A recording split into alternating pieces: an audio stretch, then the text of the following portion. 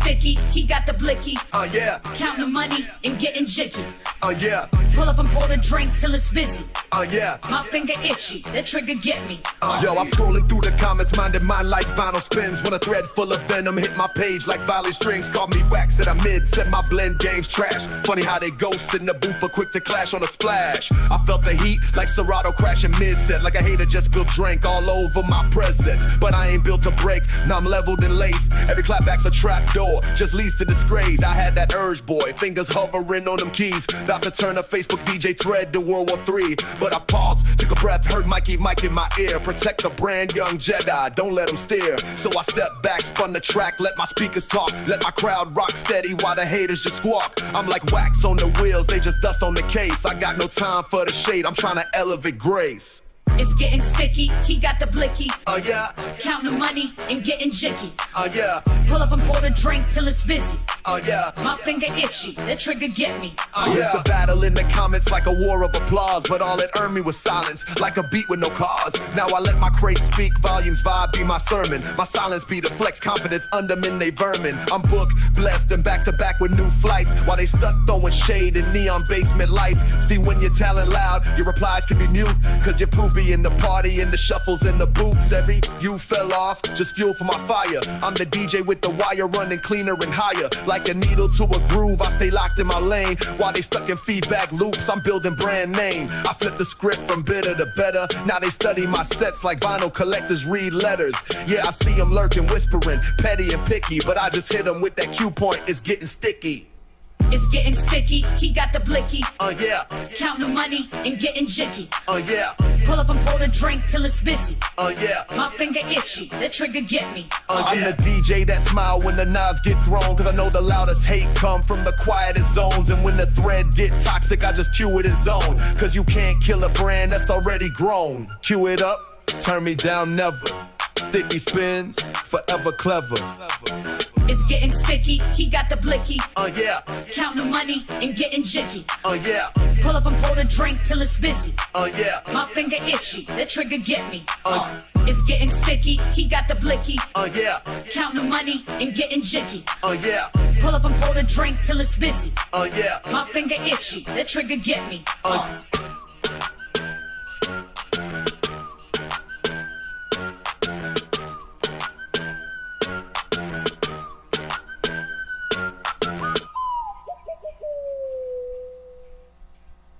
Before it's time to spin, you've got to first cue it up. I'm probably in your area too. Everybody who owns a laptop, they're a DJ. Everybody who owns a DSL camera, they're a photographer. And what I'll do is put up blurbs so therefore you can see what I'm thinking about and why I chose that song. You can see the reaction of the kids. So you can kind of like get an idea of how to use it and what to expect. Why do you want to charge for something that you have the knowledge of and these other DJs don't have the knowledge of? Share your knowledge, you know? Right. But DJing's a lot of fun. It's a lot of work, but it is a lot of fun too, you know? I'm DJ Mikie Mike. I cover central, northeastern Pennsylvania, southeastern Pennsylvania, parts of New Jersey, parts of New York State. And I'm Dwayne Dixon, the HitmanDDub from Cleveland, Ohio. And it's time to cue it up.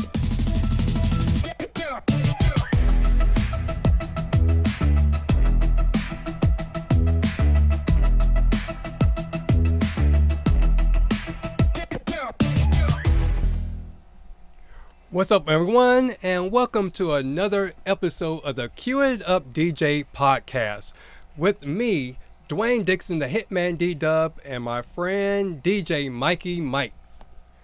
What's everybody doing there tonight? And this is where DJs of all walks of life, no matter whether you're a beginner or a seasoned veteran, or you don't even have to be a DJ. You can just be a music lover or a vendor. This is a place where we come to connect, learn, and grow. From pro tips to real talk, we're here to support and celebrate the DJ community. And talking about real talk, somebody has stole my thunder of what I was going to say to start the show off from earlier today. So I'm not going to repeat that, what he had said. But anyway, this show, I really want to delve into this topic because this is something that I've been seeing prevalent on not just Facebook, but just in general, the social media in general, especially within the DJ community. And then with us opening up the invitation to come and join our shows, there's like a couple of things that we need to take care of before we start opening the doors up for future guests. And with that said, since this is a special show, let me just put this disclaimer out before we talk about our topic. And the stories that will be told in this episode are based on real events. However, some names, characters, locations, and identifying details have been changed to protect the privacy of the individuals involved. Certain scenes in our stories have been dramatized for storytelling purposes. Any resemblance to actual persons, living or dead, in those fictionalized elements is purely coincidental. So, before we get into that, let's go over, because Buddy was a guest on our show last week, and he made a lot of good points. If you haven't saw that episode 10, make sure you check that out because there's a whole bunch of Easter eggs. I definitely made sure I didn't just put chapters, I put key points of the of last week's episode there, so you can jump to key points. And then once I have another, I guess, downtime, because lately everybody's been calling me. It's like when I think I have a break, but then somebody calls me to do something. Even now that they know that I also play drums and all that stuff, so they call me to either DJ or play for them. So hopefully, my point is, hopefully once I get that downtime again, since Buddy had put out so much information, good information, I would like to put out like, what do you call it? Like something printable or something, post something separate so you can look at to kind of like help you along with deciding what kind of speakers and the placements. What was that? PDF file, Yeah. maybe a .ram in there. Yep. Of different size videos or different areas that were set up. Oh, that would be a great idea. Yeah, because last week's show there were so many key points. It's like you could have did several shows just on one key point that he made. So I was going to try to break it down and make it more something you can get to and grasp easier too. Yes, he had a lot of strong points there, and with his most of his venues they're big and beautiful, great. You and I, on the other hand, we're in areas that the venues vary from size. Basically, they're smaller, mid-sized venues, and his venues are basically enormous. They're beautiful, except for that last venue that he showed. It was the caterers were right on top of him, so he was basically pushed back in the corner, but he adjusted and he did a great Mm-hmm. Yeah, I was going to say we have places that's like that, but those seem to go to the DJs that have the big DJ companies.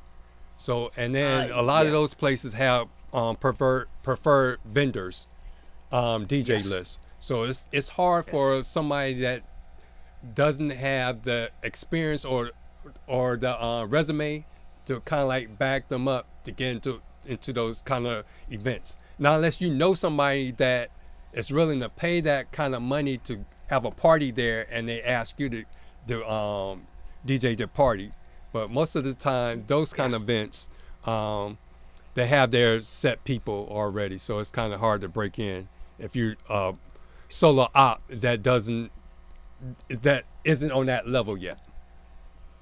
You took the words out of my mouth.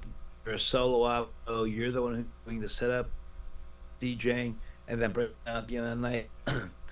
These multi-ops, they have their days. They have some multi-ops 2-3 D coming to show, and then they have 2 or 3 guys in their life.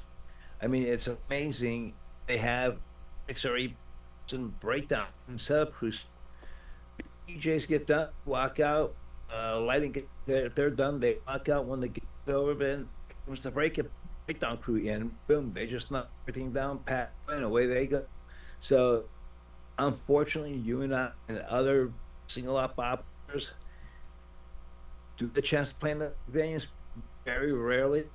You know, I talked to a very good friend today, and he mentioned a local DJ in my area that DJ'd 4 events for his family, and I expressed my feelings about DJing. He's a great guy, but he's a little too far with his hands in verbal verbiage, if you want to say. And this gentleman was told that he's going to be out of a couple venues, keeps up doing what he's doing, and the last venue told him, you're done, never play here. So he slit his own throat. But the price that it charges, single out, it's amazing what he charges. And when people call me, I give them a price, and they're like, oh geez, you do a little better for me. I'm like, well, I can't take my equipment up. I'm sorry, you know. Yeah, what happened to my picture? Wait a minute. All right, let me put it back up, because I wanted to show you, and I had the picture up there. Let me put it back up there, because I got the I talked to the wedding coordinator and the client. All right, here it is. From the floor. I just seen that up there. Yeah, I got it up there. Now I guess once I closed my text. All right, so this is the final floor plan. So remember, we were talking about me being over here. So this is the door. Yes. And the dance floor was here. And then you had all the tables here, and the head table was here. And then somehow, I don't know who came up with the idea to you see how many tables this is? To put them in this corner, which didn't make sense. Because I'm like, you can't fit all these tables in a corner, because if you was to do that, the tables would be out here like that. And that's a whole bunch of rooms. So their thing was to slide me over from here and put me in the middle and put the head table from over against this wall to this wall. And Beautiful. So basically I have my 2 speakers. I'll probably do the EVs. So it's going that way. And then in the corner, I know there's an outlet here and an outlet somewhere over here. I can put my column arrays. Buddy said put the column arrays here to act as, the fillers. And that should work. And then I could still put my wash effects underneath the EVs. And then there's like little pillars here and around the wall. I can still use those uplights to do the pillars for the dance floor. And then the head table had the slim beam effects, 2 of them, where you got the 3 lights behind them. So I think that'll work out. I like that stuff better than they were doing before, because just you were stuck in a corner, the bride and groom stuck in one corner. That right there, that's perfect setup. Mm-hmm. Definitely perfect setup. Yep. So they were supposed to be starting to set up tomorrow. So I told them I'll drop by just to see the spacing and make sure we're all on the same page. And then, Exactly. Yeah, you got to do, because you may have that floor plan, and then you may walk in Saturday and it's a totally different plan. You'd be like, oh, second.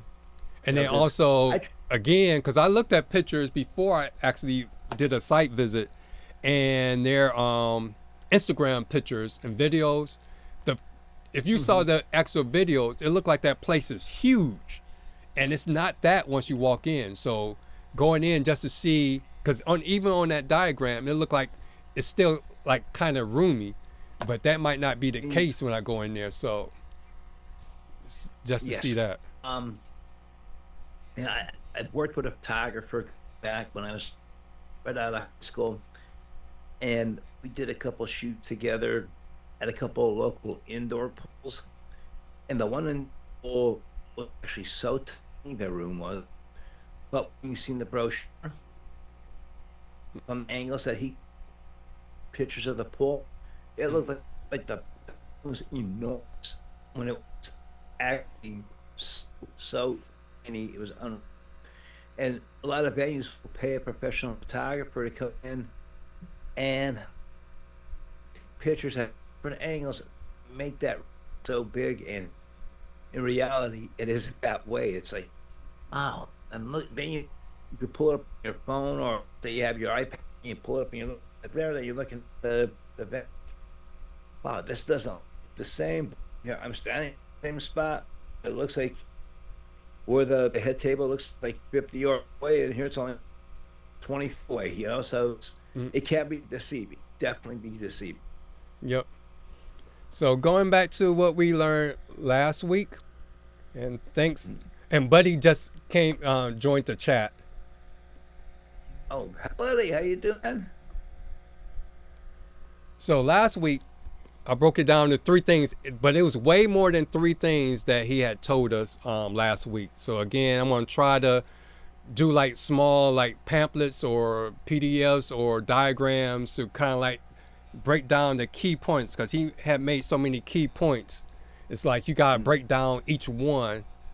And speaking about that, when I did the Juneteenth thing this afternoon, that's all I could think about was speaker placement and how the sound goes out. And I finally got a chance to crank up my speakers to see how they really work.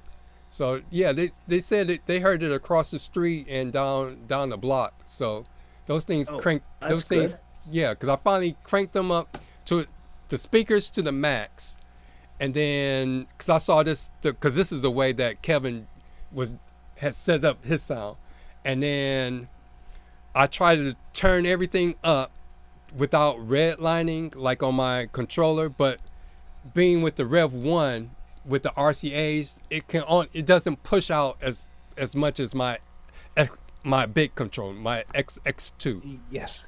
So I used the mini mixer to boost it some more, and I still could have cranked it. And then on the back of the EVs, it doesn't have like some, I know on my Behringers, it has like a red light to let you know when you're clipping, but the EVs doesn't have that. But it does have like a I guess a bar, whereas on your controller you have the graph bars with like green, yellow, and red. So the sound levels never reached that peak line that's on the right, so it could have gone up some more. I mean, the makes a amazing speaker. I mean, they have from the budget-friendly speaker, DJs starting out up to, I mean, top line speaker. They're an amazing company, and they put out quality equipment. Even the budget line speaker, quality equipment. It's amazing. They could design a speaker for a DJ just getting business to a DJ that's in the business 10, 15, or 20 years. I mean, they do a great job with their design. And most companies do take pride in all their work. So I'm getting a bit shout out to everybody out there, because they really do take the work. And you got ones that are budget friendly for the DJ, people that just get to it. Not just DJ, you have little duo stuff that just play like at a a VFW or whatever, do they need everything that we need? Oh, they may just one column array, so that's fine. So I mean, the companies are moving forward to suit everybody, the music in. Okay. And then Buddy said, put the subs in the other in another room, turn off the tops, just sing the songs. People love to hear you. So I know he's not talking about me. And then too, this wedding Saturday, come to find out, I don't know why I didn't put the two together, but the client that I'm doing the wedding for, she's part of the family that I did their family reunion a couple of years ago. And so all of them can sing and play instruments, because another one of her relatives, the church that I used to go to, he plays the organ. And so another one plays the guitar and sings, but all of them can sing. So that's a singing family, a musical family. So no, I can't match what they can do. Maybe we can do a impromptu karaoke with them. They'll sing. That's true. Hey, they may even have you play some drums there tonight too. So better watch out. They may have an electronic drum set there for you. I just pick a song and do one of those key the hot pads and play the finger drums on the hot cues. I hear you. I hear you there. All right, so last week's takeaways, the three main ones, but he gave a whole bunch of others good points. But speaker placement is strategy, not guesswork. So make sure you plan out what the purpose is and what you're trying to do at the event. And then he also mentioned like height of ceilings and how the room is set up. Is it hard wood? Is it concrete? Do they have like a rug on the floor or treatment on the wall? It's a lot of little stuff that it seems like I think about it when I'm doing music or like choir group or when I'm doing like recording, but never took that thought process into my DJing. So so he got me to really start thinking and bringing those mindsets and tips and thoughts into what I'm doing as far as DJing. And then he went on to say that gear doesn't save bad placement. So there's a lot of people that think because you buy expensive speakers, or there's a lot of DJs on bad DJ setups or amazing DJ setups as well, that will have thousands of speakers sitting right next to each other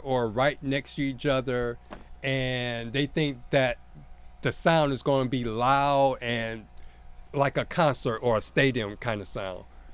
But come to find out, when you think about it scientifically, the way the sound goes out the speakers, only thing you're doing is canceling the frequencies, and then they are clashing, and then you get these, as Buddy calls it, phasing and cones, and where you have loud sounds and dips and all that across your dance floor. It's up and down. You have like a valley and highs and lows and highs and lows. So, I mean, he had some strong points last. He was great, and the thing is, you don't want. Like I said, these some DJs with a bunch of speakers, and you don't want to kill people with sound. You want to make sure that they hear the sound. It's quality sound. It's not ear piercing that they're putting their hands through their ears. Once you see that, you're off in the wrong direction. And he had so many strong points, which was great. He pointed that out to these up and coming DJs.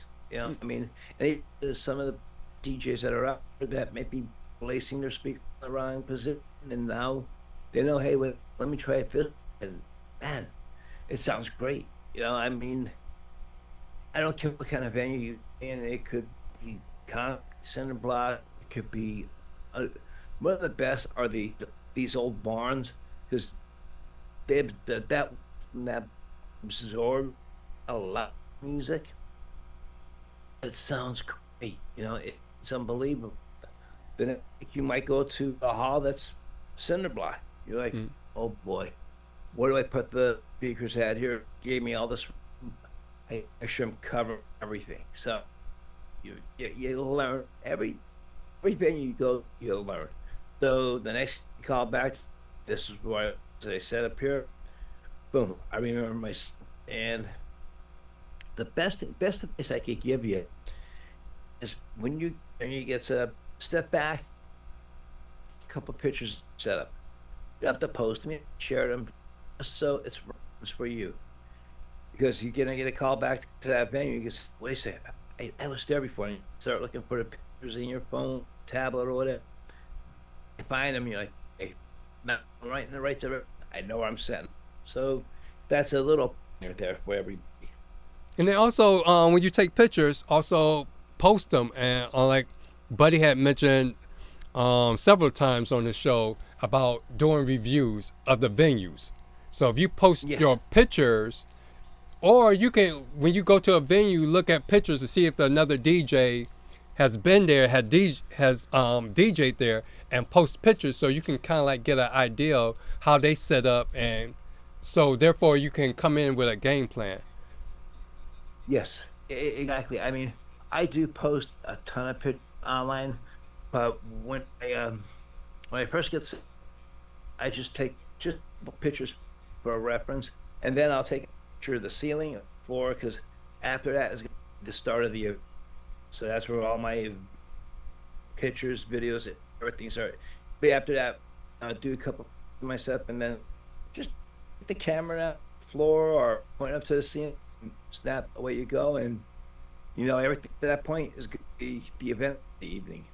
Yeah, that's why I like my Instant 360, so I don't have to really do that. I can just have it set up and go, because then later on when I open it up in the Instant 360 app, that I can like scroll and I can get the 360 view and all that kind of stuff. Yeah. Yep, might keep cutting off. That's why we come in kind of late, and it's like this is the best that we can get. Yeah, in bad storm in Northeast PA, I mean, high winds and the trees sound like they're gonna blow over. I'm like, oh my God, please no, please no. Every time we go to shows, there's going on. The only good tonight, I didn't on my unstable net connection, so that's a good thing. Mm-hmm. Yep, and then the last point was don't fall for the myths. And there was 2 Pacific myths that we had talked about when we did the spinning wheel. One was 2 tops and a sub is enough for every event.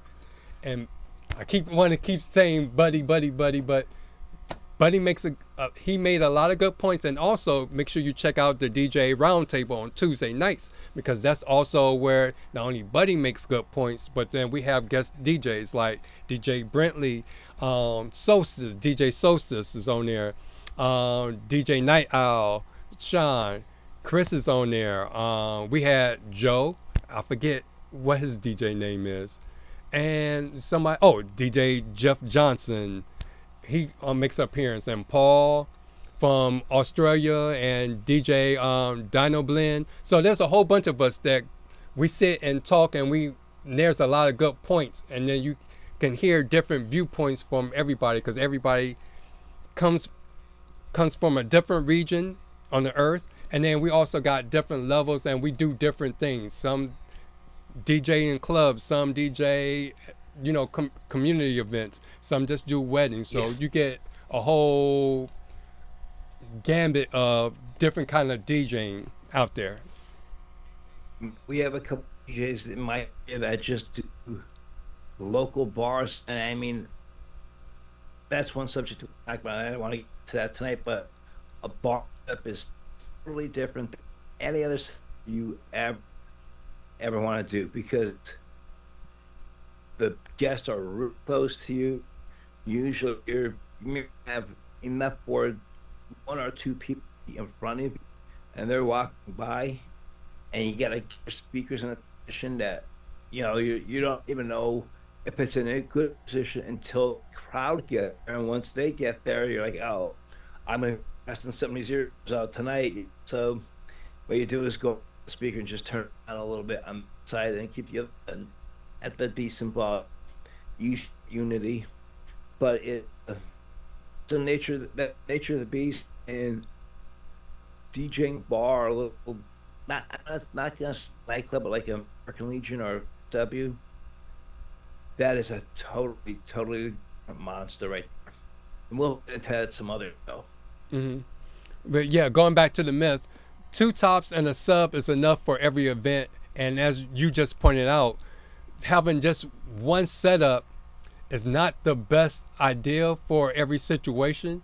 If you can have, if you have multiple setups or multiple speakers, then you have more options to get that sound that you want.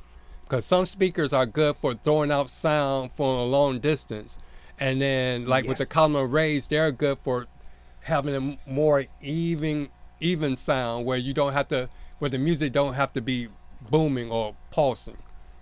So again, Buddy gave up a lot of good points.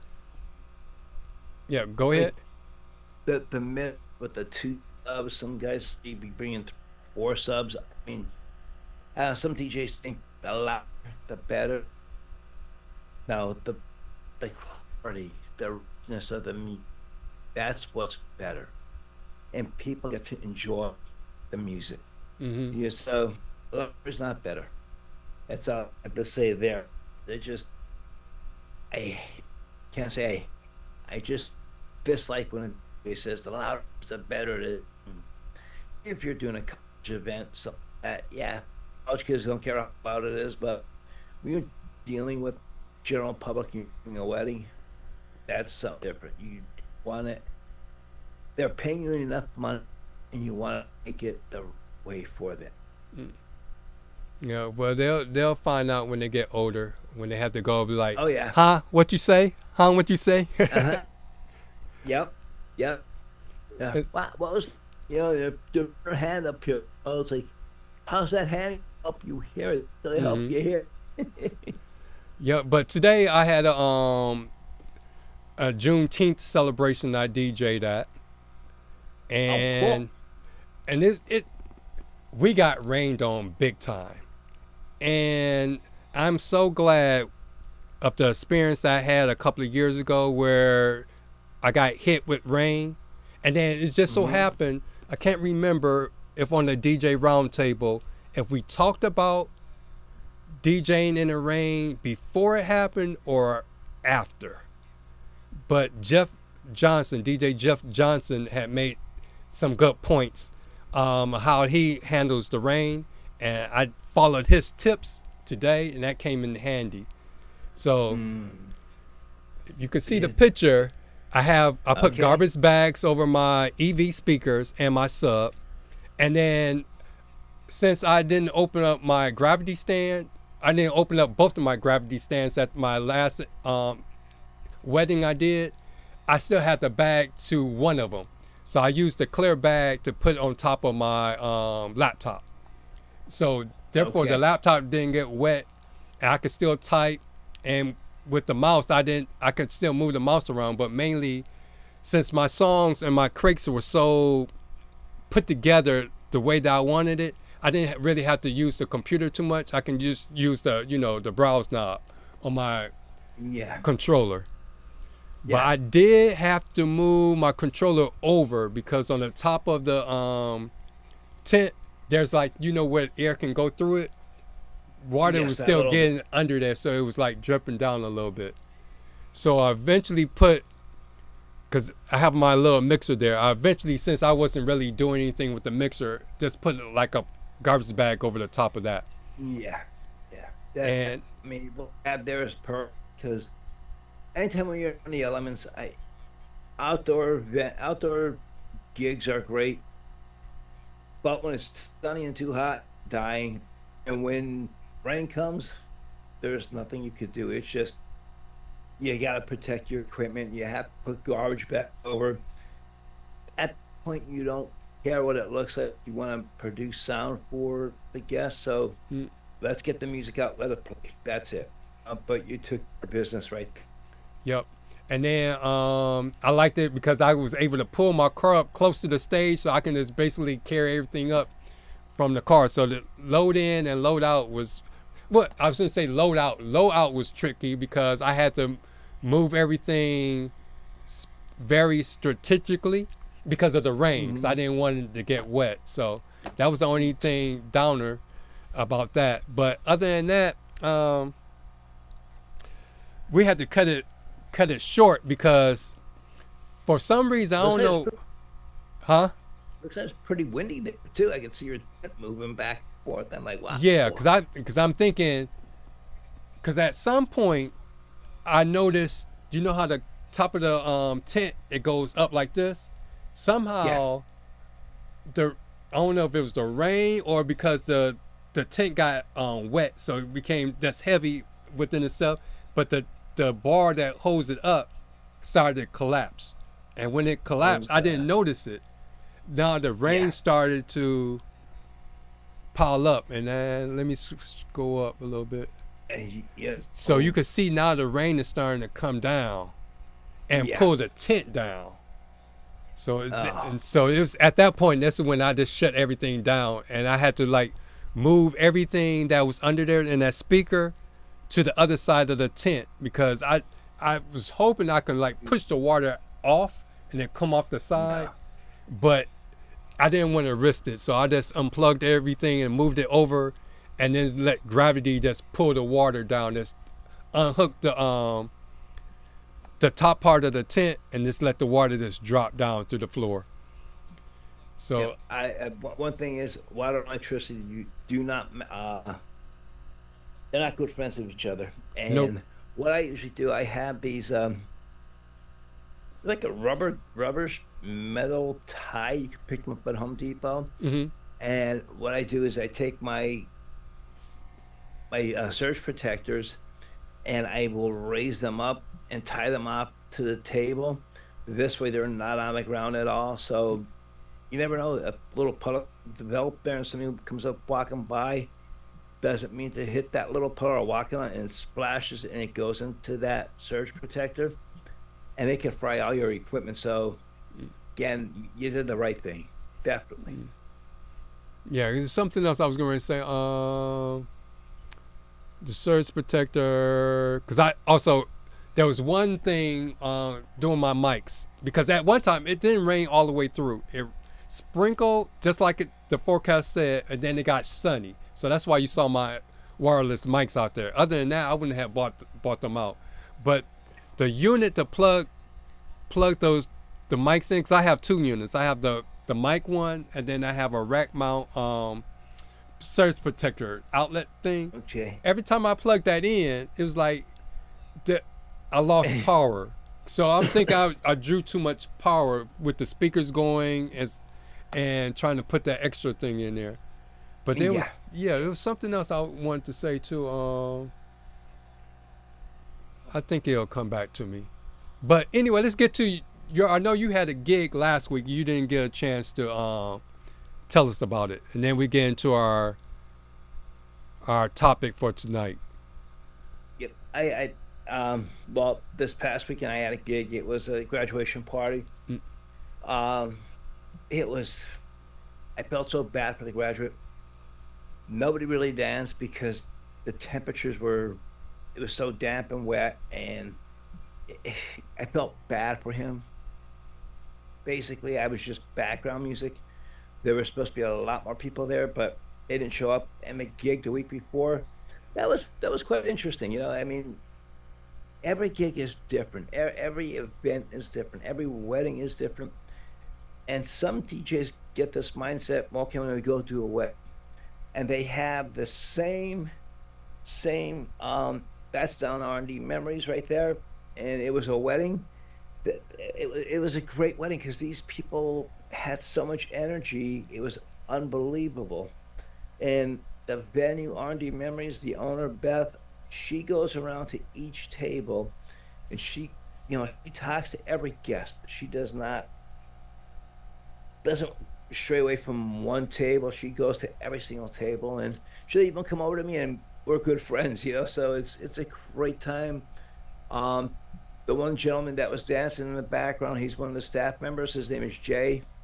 He's unbelievable. He said, Mike, it's so good to have you back here. Oh my God. He said, these last couple of weeks, these DJs came in. He said, oh, he said, the one guy had it so loud. It was unbelievable. He said, you couldn't understand nothing. But again, like before I said, the louder, the better. No, the richness, the quality. That's what you want. That wedding was an amazing wedding.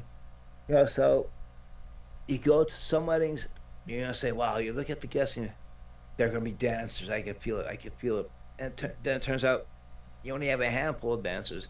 They go to an event that this crowd wasn't big at all. There's Jay right there, right? He was with his fingers like this. Um, it was a smaller wedding, and I'm thinking, okay, if I could get, I think there was like, I want to say 64 people there, if that, and something. Even if I could get 25 out in the dance floor, I'll be ahead of the game. But I had the majority of everybody out there, which was great. Then right here, this is for the veterans. They asked me to DJ for them. We used to go up to the VA, but we strayed away from the VA.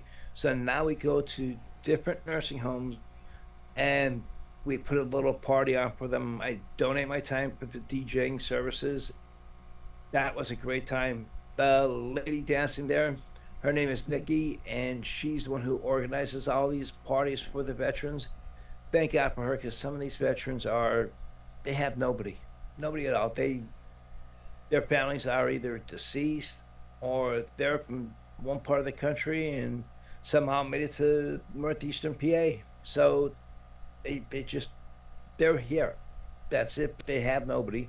So Nikki gets together and she talks to the staff at, basically we go to the nursing homes now. So she talks to the staff there and says, you know, hey, can we come in to a party for our veterans?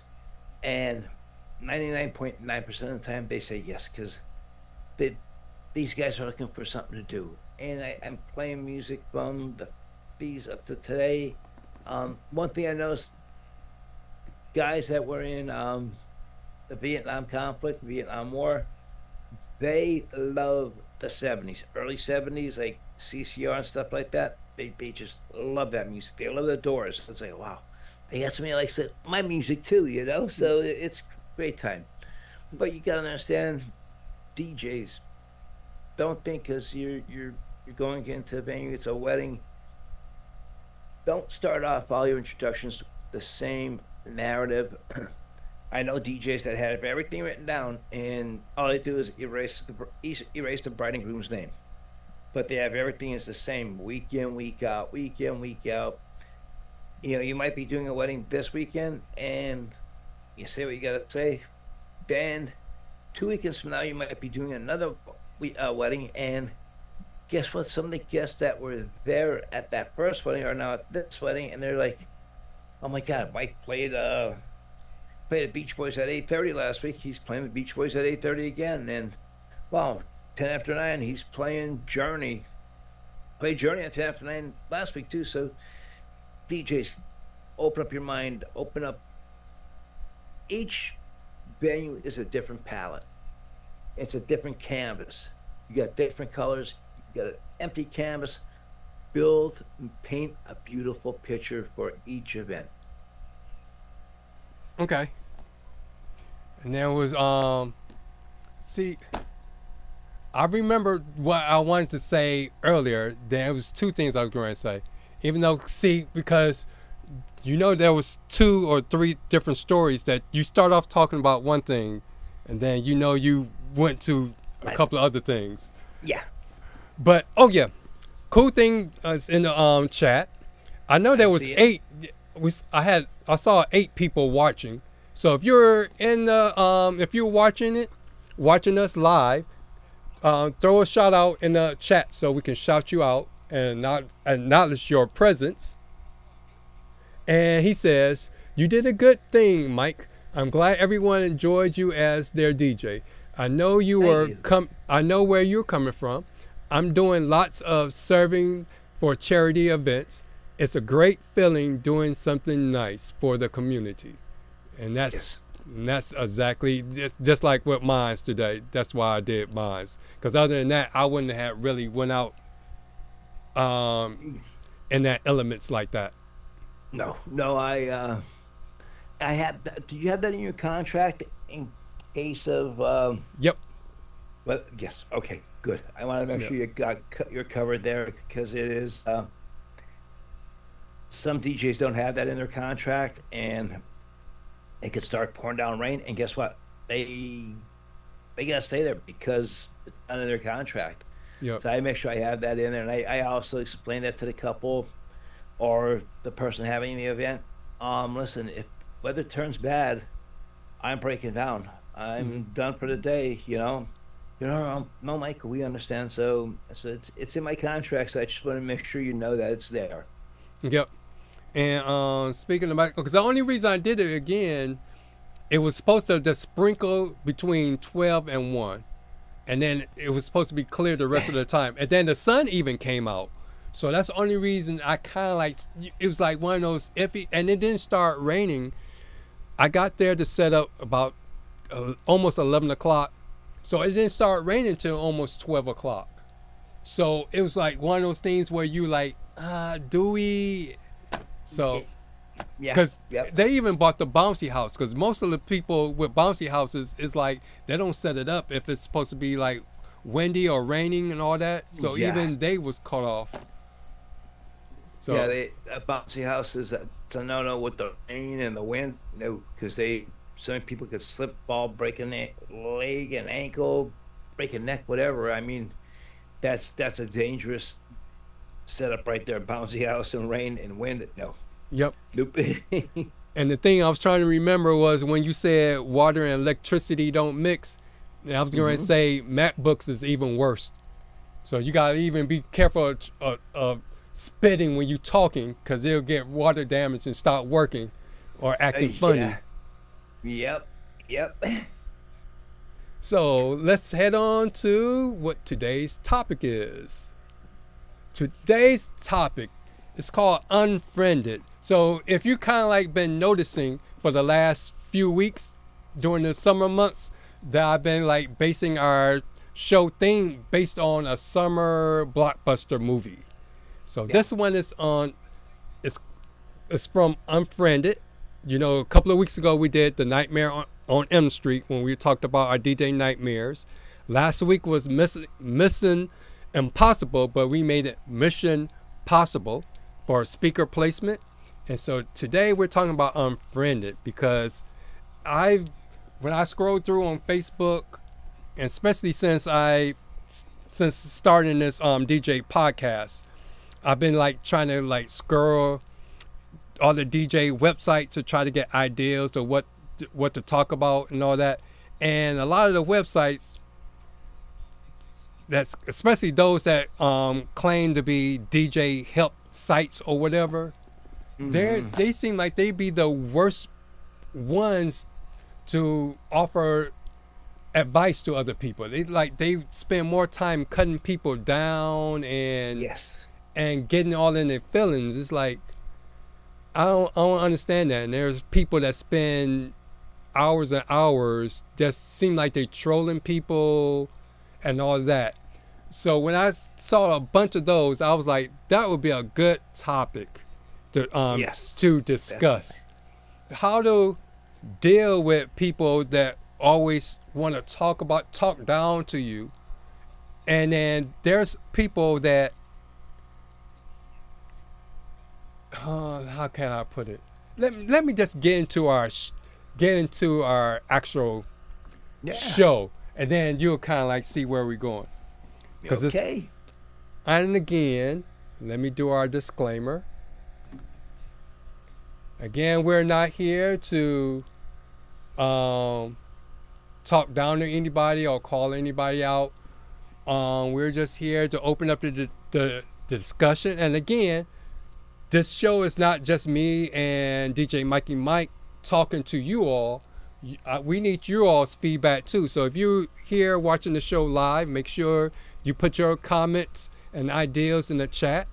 Also, if you're watching the replay of this, also leave a comment in the comment section, and we'll reply back. And even we might read it or discuss it at the beginning of the next episode.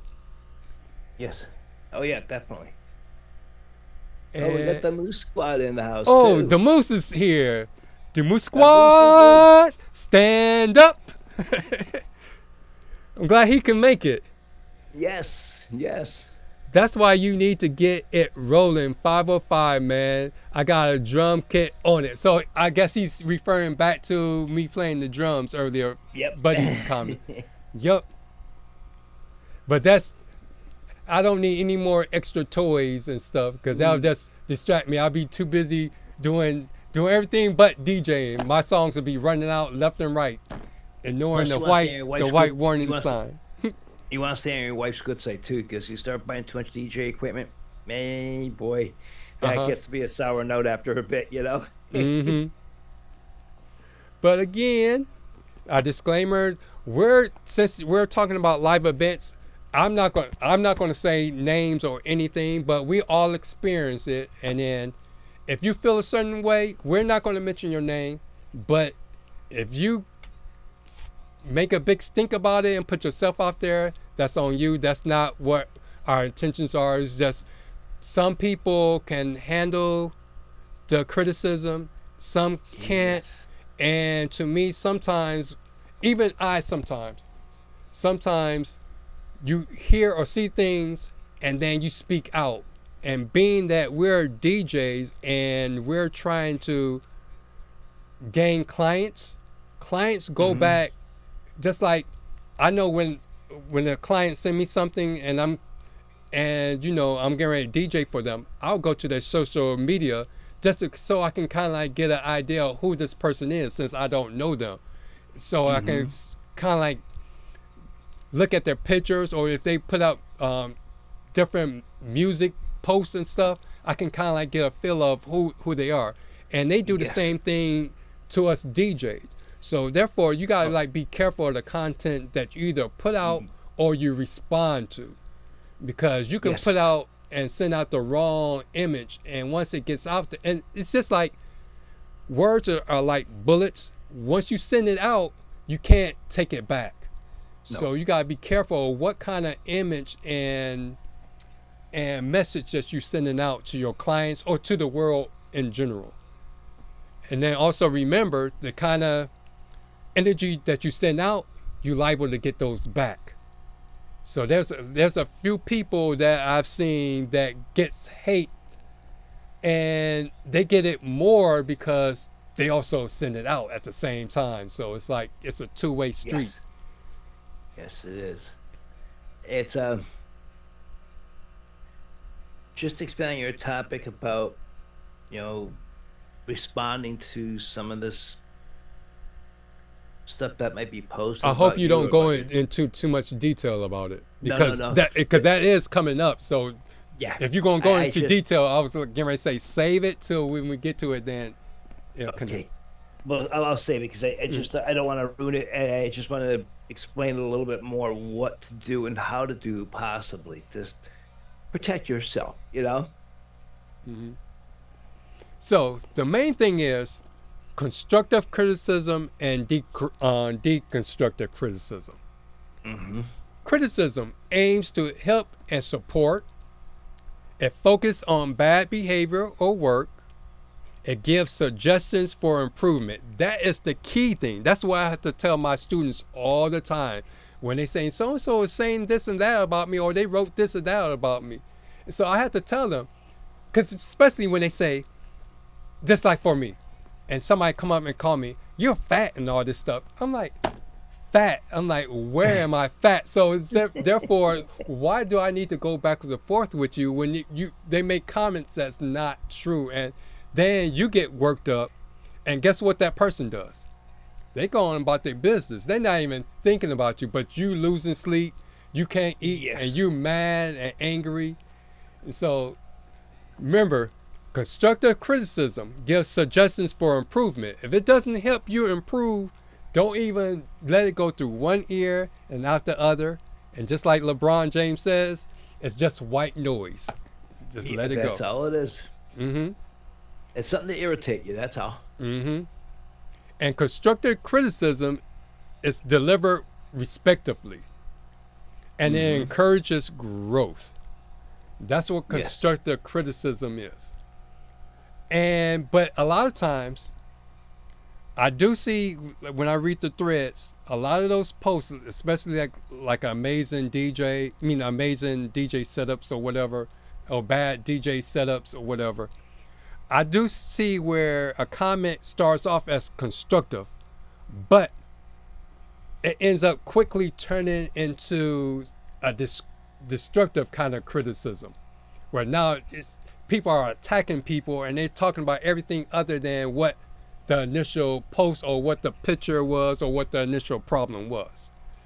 So a destructive criticism is, it aims to hurt or humiliate somebody. It often targets the person. It offers no path forward. It's delivered aggressively or sarcastically, and damages confidence and reputations.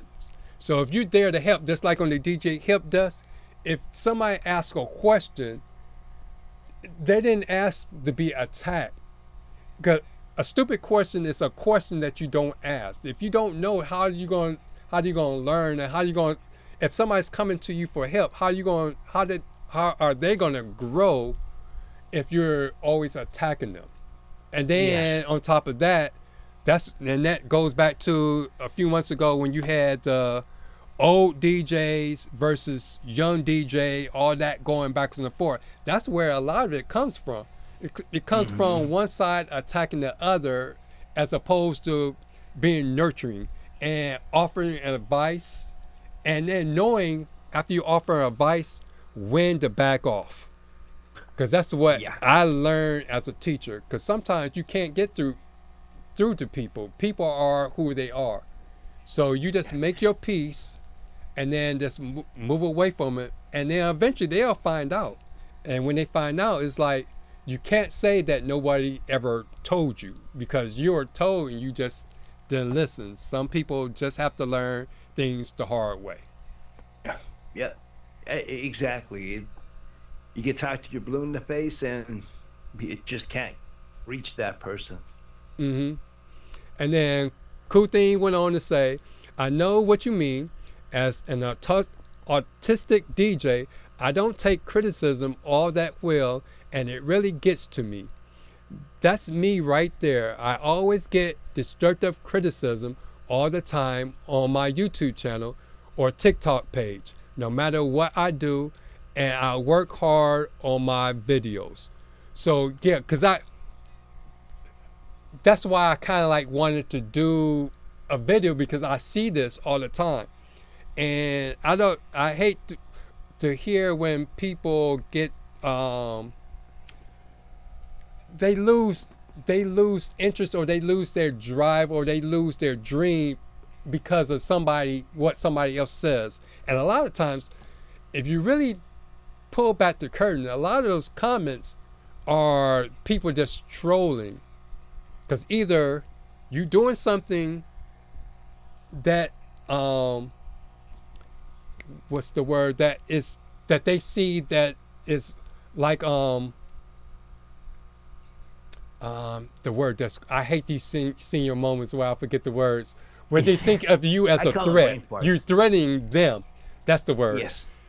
And because I'm also I'm doing the Obama thing. As I talk, I go, then talk, because I'm trying not to say names, because again, we're dealing with real issues.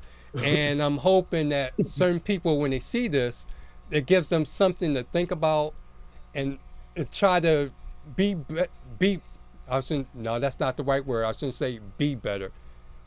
Try to tone it down a little bit. And then for those that's on the other side, to try not to lose faith, to keep that motivation to move forward. Because it's okay to be yourself. and be confident in yourself. And I just don't want to see people, especially within the DJ community, that's starting out, because we all make mistakes. We all start from somewhere. I don't want to see them lose their way or lose interest in DJing because so-and-so is over here talking down to them or anything. It's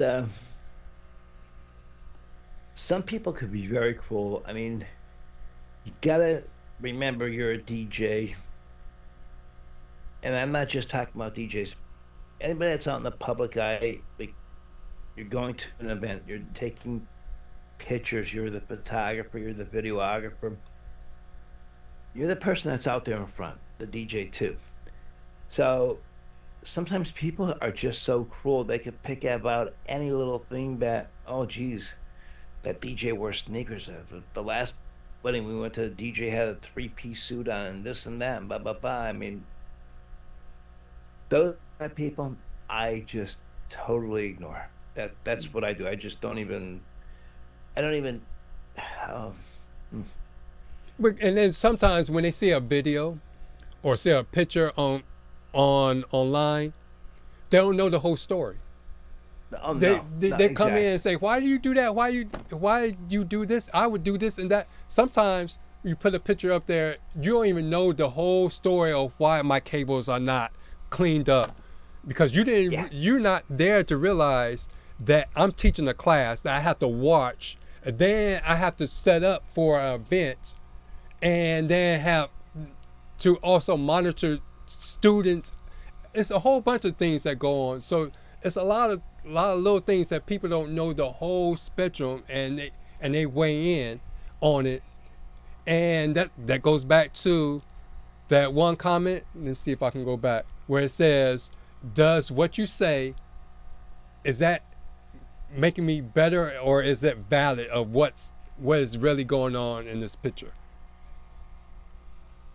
What you got to do is you got to look at every comment that's there. It may look like it's constructive criticism, but it's actually a very beat down.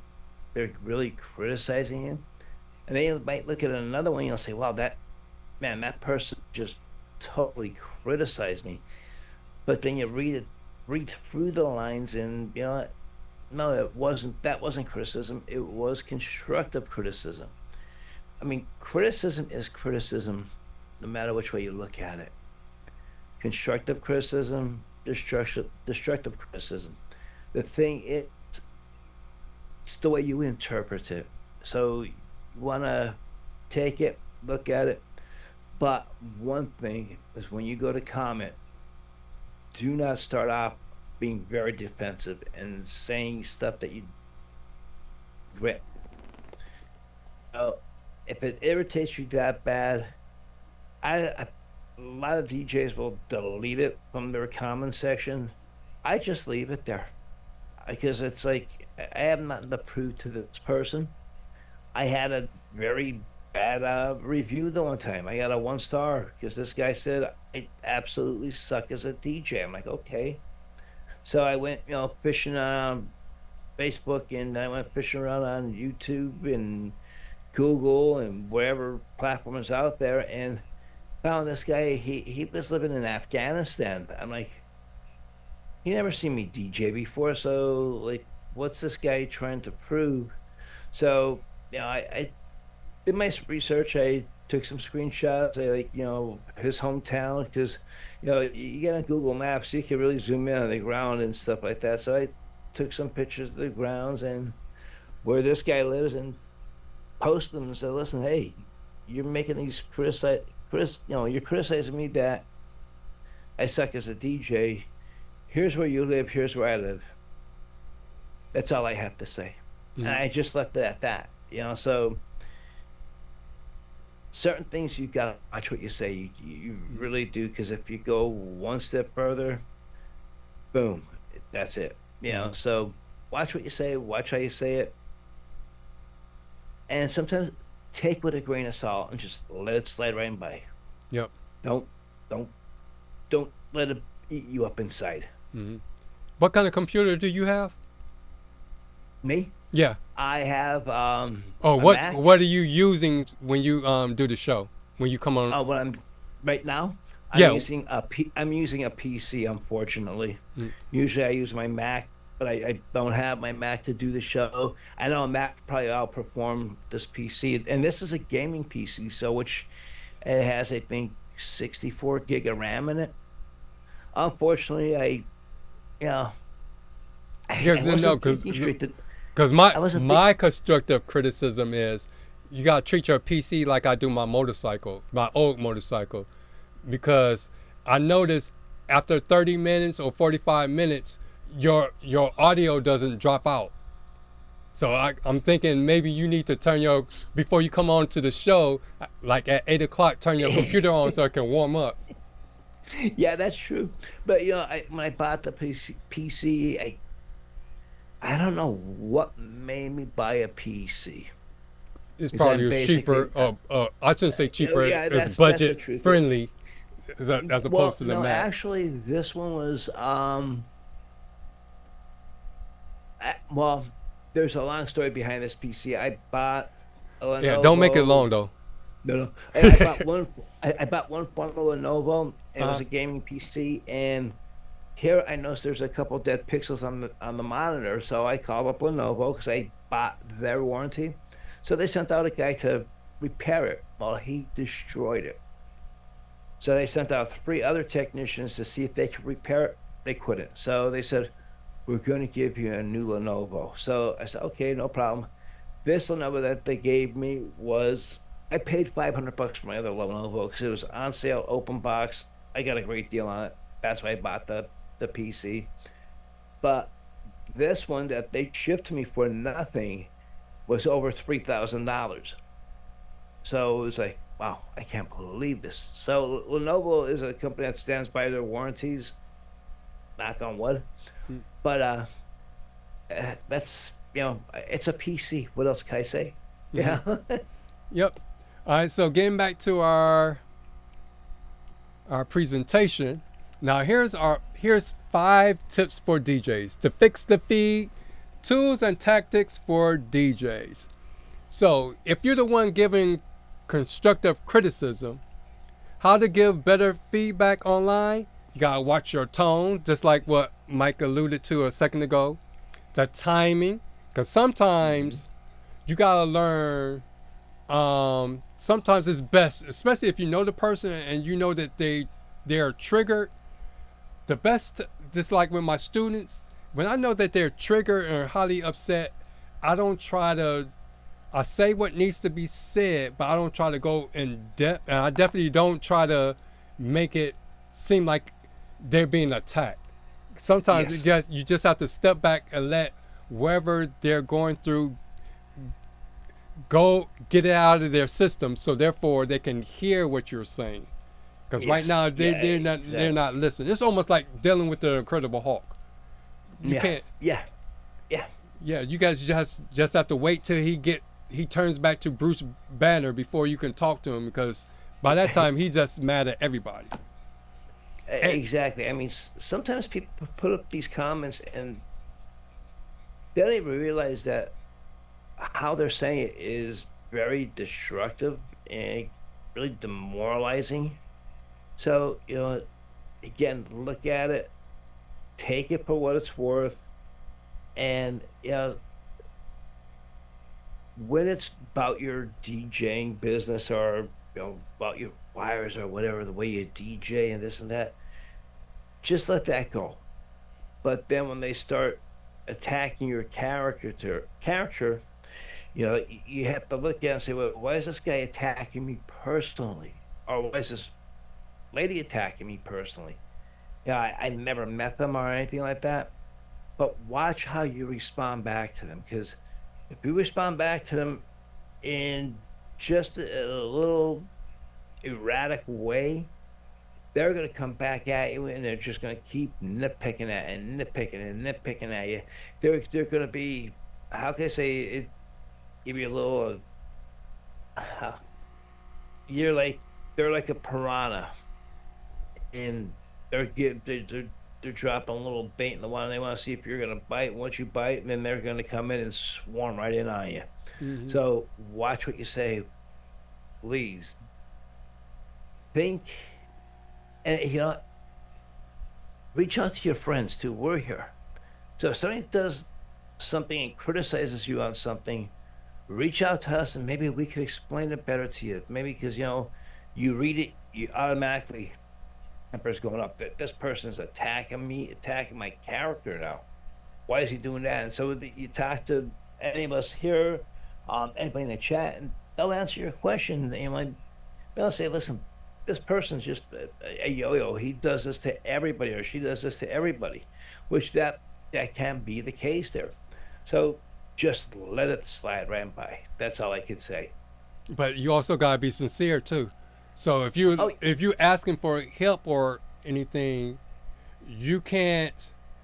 If, for example, just like what you just said, go talk to your friends. But if one friend is saying something, and then you go talk to another friend, and another friend is saying the same thing the first friend said, and then you go to another one, and that person is saying the same thing, then you might need to kind of like look at yourself and be open and be humble enough that maybe it is me. If these different people are saying the same thing, and I keep doing the same thing, and I keep getting the same results. So it's like it's time for maybe I need to change what I'm doing or saying or behaving.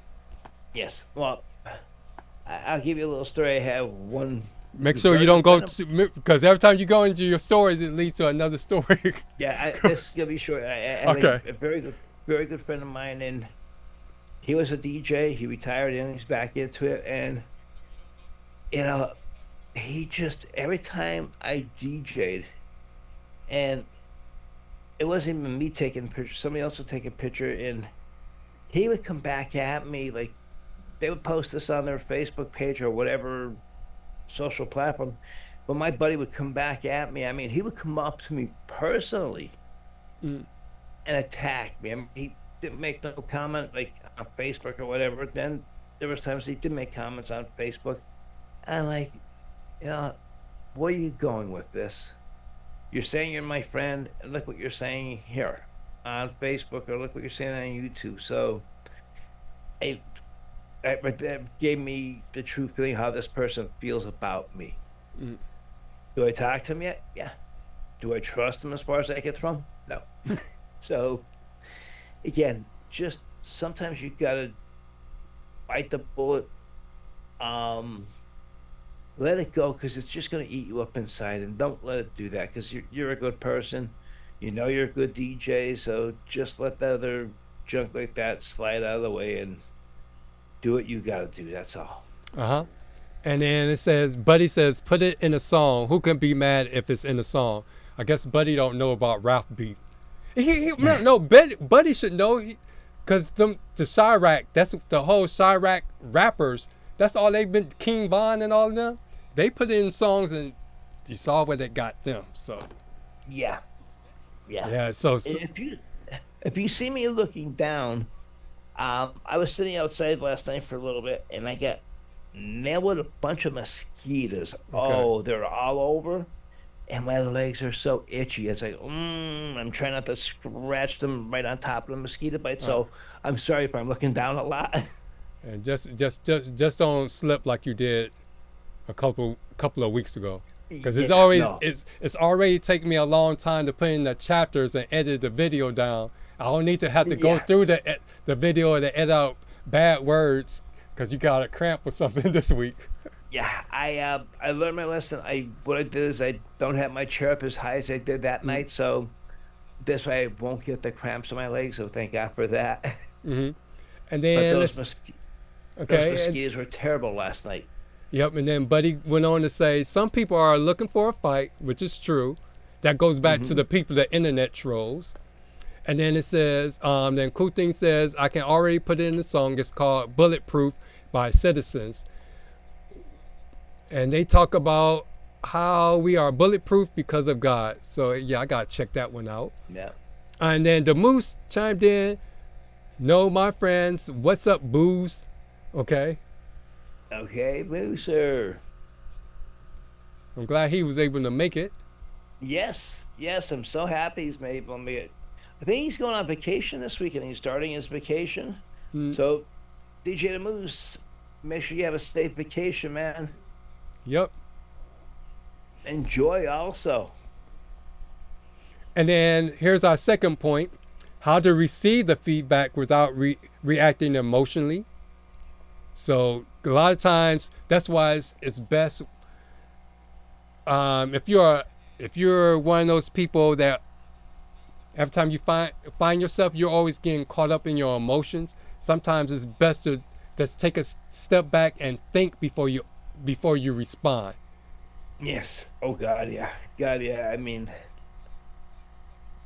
and then the next one was how to protect your brand and energy in toxic threads. These are the tips. I'm like jumping ahead of I forgot the order of my on my slides. So these are the 5 things we're going to talk about and go into detail. And since it's let's not do like a story time in between these, because we'll be here all night. Yeah, I know. All right, so go to start all over. The 5 tips for DJs that we're going to talk about in this segment is how to give better feedback online, how to receive feedback without reacting emotionally, how to protect your brand and energy in toxic threads, when to block, mute, or disengage and why that's okay, and how to recover from a hit to your online reputation. So the first one, how to give better feedback online. First of all, always try to be respectful. Ask yourself, will I say this to their face? If not, don't type it. But then again, you got some that that's their personality. Check your tone. Use neutral language. Like, here's what worked for me, instead of you did this wrong. And that's the other thing I want to mention also.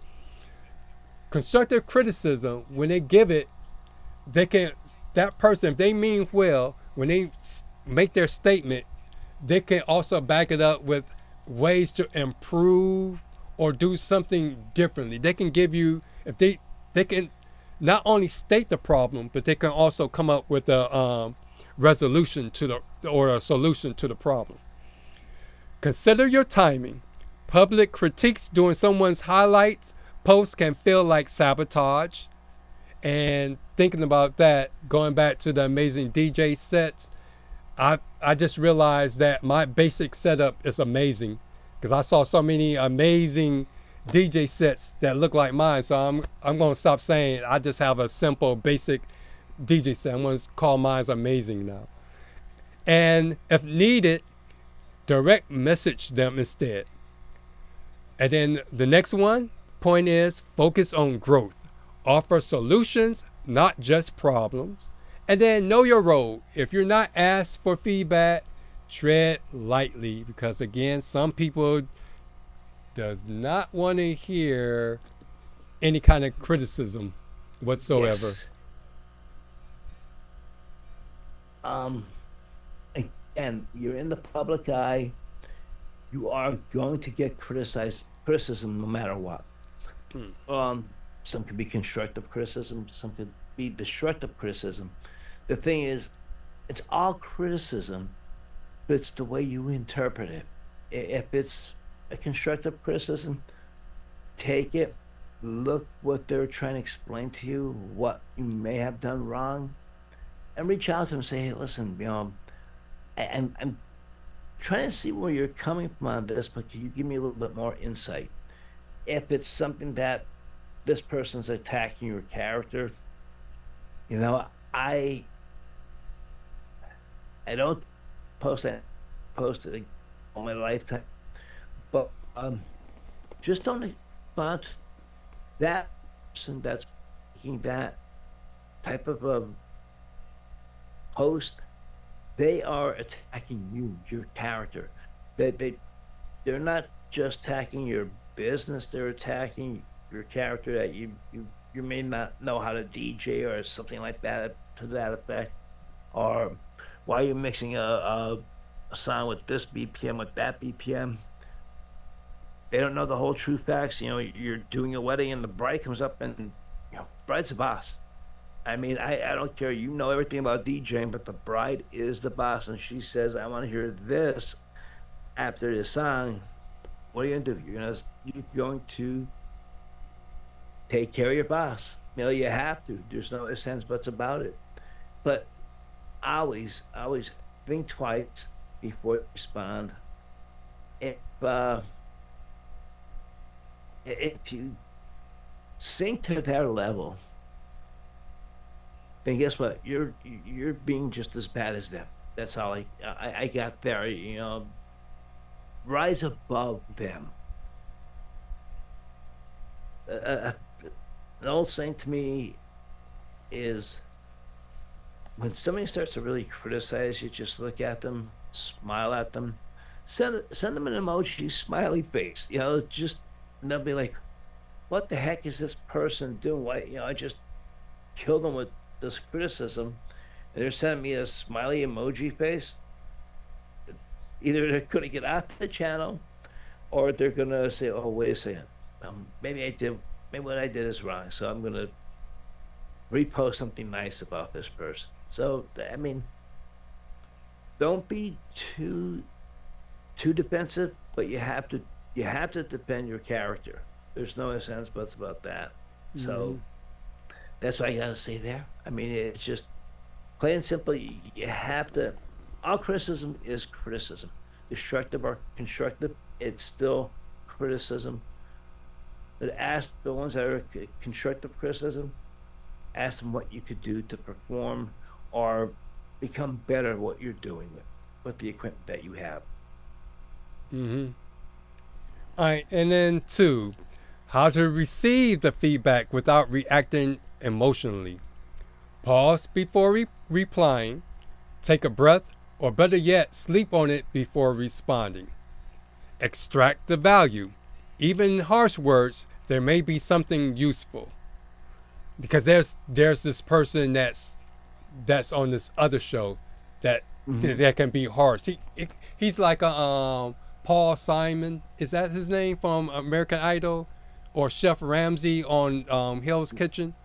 He can be harsh and frank and, you know, blunt about what he says, but sometimes if you take a step back and just don't listen to the tone, because that's the way he is, he does make good points.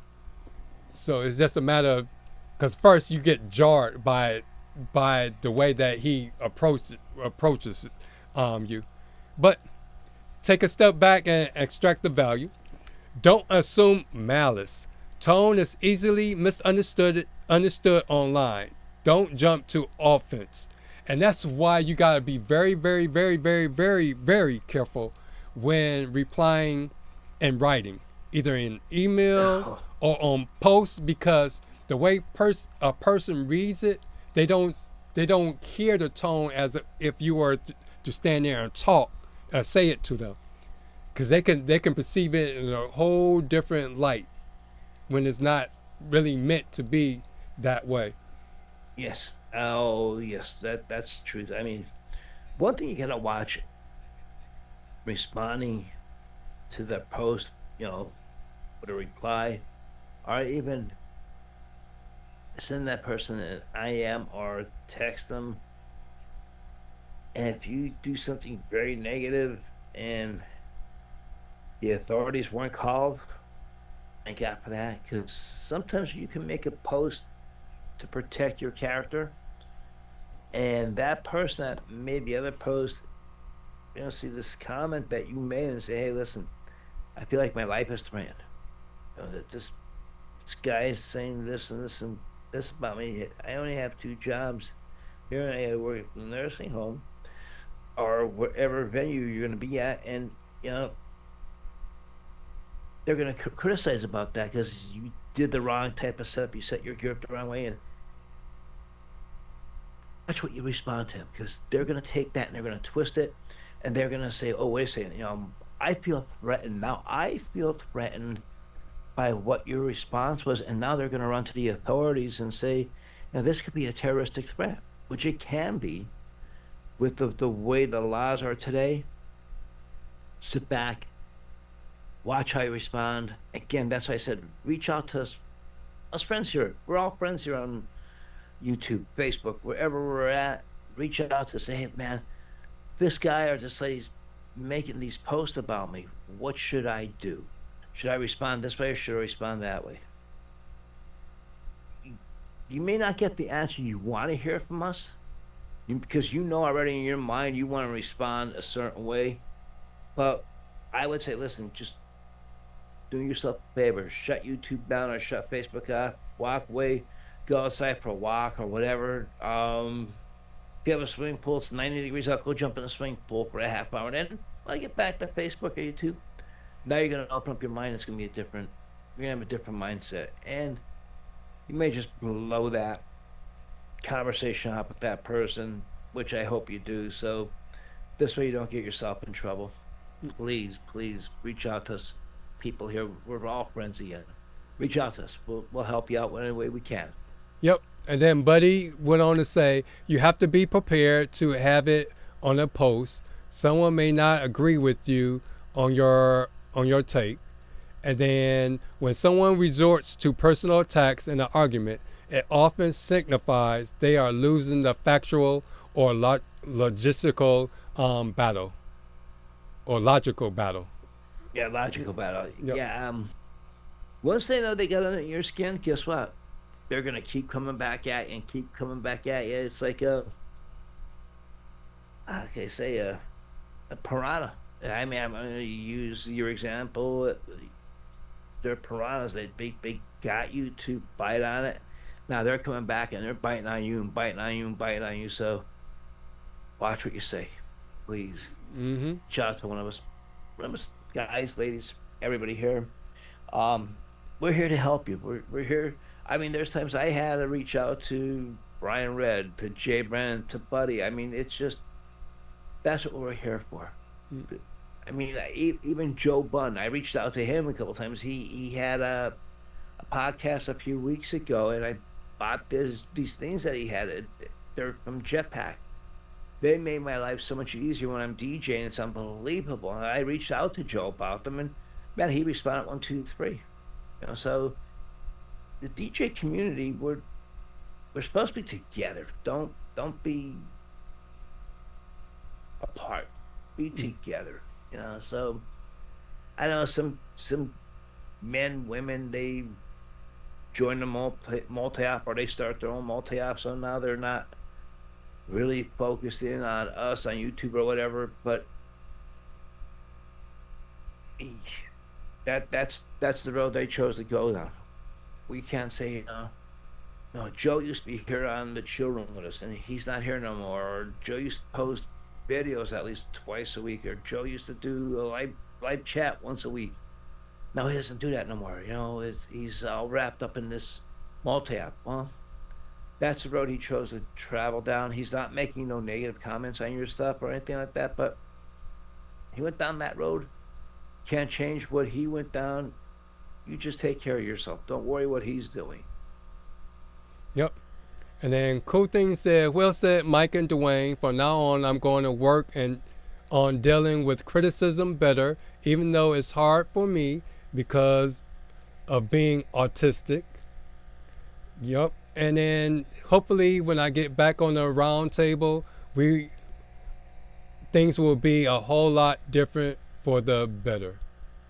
Yep. I'll tell you, DJ Cool Thing, my cousin is autistic, and it is extremely hard for an autistic person to deal with criticism. That's why I'm here, Wayne's here, Buddy's here, the Moose is here. Reach out to one of us before you go and maybe respond to somebody or create a post and post it on social media and then sit back. It might be a day later, it might be an hour later, and say, oh, why did I do that? Why? So, you know, I understand where you're coming from, Cool Thing. Like I said, my cousin's autistic, so it is very difficult for you to accept criticism. But I don't you remember about a year ago, some guy was jumping down your throat and you're on a live stream. And I stepped in and I'm like, guy, yo, enough. And I jumped down this guy's throat. I was like a pit bull on a short leash. But he left your chat. That was it. We never heard from him that the rest of the night then. That he came on a couple of weeks later where you had a live chat going on, and it was nice as could be. So, did I stick up for you then? Yes. Will I stick up for you again? Yes. Just, you have to sit back. Don't respond quick. Take it in. Even if you have to talk to your parents about it, talk to them about it. Cool thing. So don't respond really quick. Just sit back and don't let it eat you up and say, but talk to somebody about it, okay?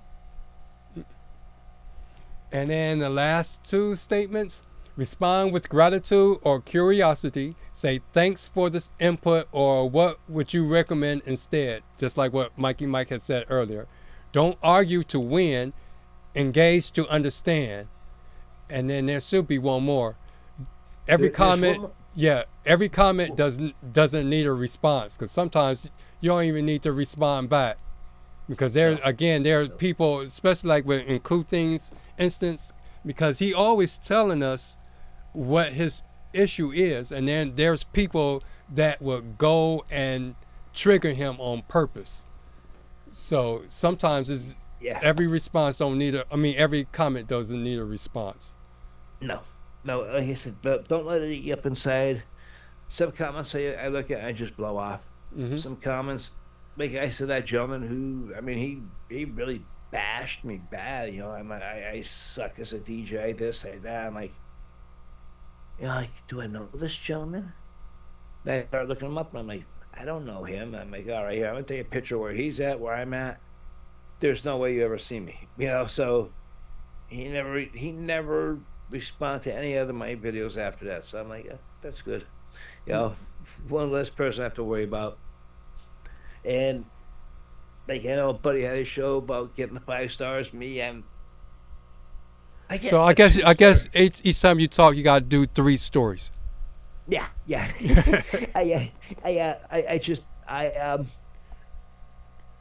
How can I say, like, with the stars, I don't care about stars 1, 2, 3, 4, 5. I try not to respond to people that criticize me, and even the people that give me a compliment, I try to be very thank you. That's about it. I don't go into a big long story like I am here on our show. All right, so step 3, how to protect your brand and energy in toxic threads. Never post out of anger. Screenshots live forever. Even if you delete it, once you put it out there, someone can get it, because we've seen it play out in real life times with the Diddy case. Things that you think just deleted or save or private, somebody screenshot it and now they're bringing it to court. Keep it professional, even when others aren't. Your future clients are watching, just like what I said at the very beginning. Because just like I would look up my clients to try to get some like feedback or idea of who they are, they're doing the same thing with me. And then also, if you're in a group, or if you have like a sponsorship with a company, especially with a company, because we see it all the time with entertainers and sports figures, where they go out and do something detrimental to the company, then companies would cut ties with you, because you messing up their brand and they don't want to be held guilty by association. So you gotta like think about that, because sometimes it's not just about you. You gotta think about your brand and the people that you're with, if you're within a group affiliation. Yes. One thing, when something gets posted to the web, here it's Facebook, YouTube, whatever platform you're posting it to, it's going to be there forever. Nothing's going to destroy that. That's going to be there forever. So just watch what you post. Watch how you post it. watch if you post a video of you, commenting on this person's comment. Because once you upload that video, yeah, you go back into your YouTube channel and delete it. But somebody might have saved it already. You don't know. So, I mean, watch what you're saying, watch what you're doing. Just don't act irrational and say, I'm going to defend myself on this. We're not in court. You're not an attorney. You don't have to defend yourself on nothing. You're yourself. You're your own DJ. You do it the way you do it because that's the way is the easiest for you. That's it. Don't answer to nobody. You're your own boss. Don't worry about what these people are saying about you. Yep. And that brings us to the next point. Don't get baited. Some people want attention, not conversation. Clout chasing. Because that's the only way they can get attention to them, by jumping on. And we see this, I don't know if you watch YouTube reactors. There's a few reactors that I watch, and there's a bunch of wannabes that want to be like the big time YouTube reactors. So they'll go and say something negative about them and put them, tag them. So therefore, hopefully their fans will see them and clout chase. So you got to be careful of not falling for that and messing up your reputation. Yes. Yeah. That's the truth. And stick to the facts, not feelings. Defend your work with calm clarity, or don't engage at all. Yes. And then, exactly. Yep.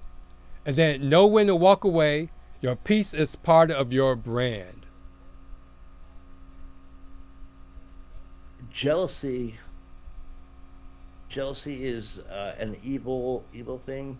A lot of people are jealous of you, so they're gonna make these rude comments. They're gonna do this. What you're thinking may be like a constructive criticism, which it actually isn't. So that is where a lot of criticism comes, is the jealousy of, they're jealous of you, your equipment. It may not be your equipment, it might be just you alone, because most DJs are introverts. Because where you at? You're at your house, you're creating a playlist, you're this, you're that. Then you go and you're gonna DJ your gig, you meet the people, you're done with the gig, you pack up your stuff, you're going back home, you got another wedding next weekend. What are you doing? You're building your crates for that next wedding. So I want to say DJs are more introverts than anything. So just watch what you're saying, watch what you're doing on social media. And this person may be jealous because you go to your gig and you can socialize with people, even though you don't socialize with people during the week, because you're doing your job and you want to make sure you're going to do it the right way. And when you go to your gig, you're knocking them right out of the ballpark. So keep doing that. Don't worry about what these people are making comments about you, especially the destructive ones.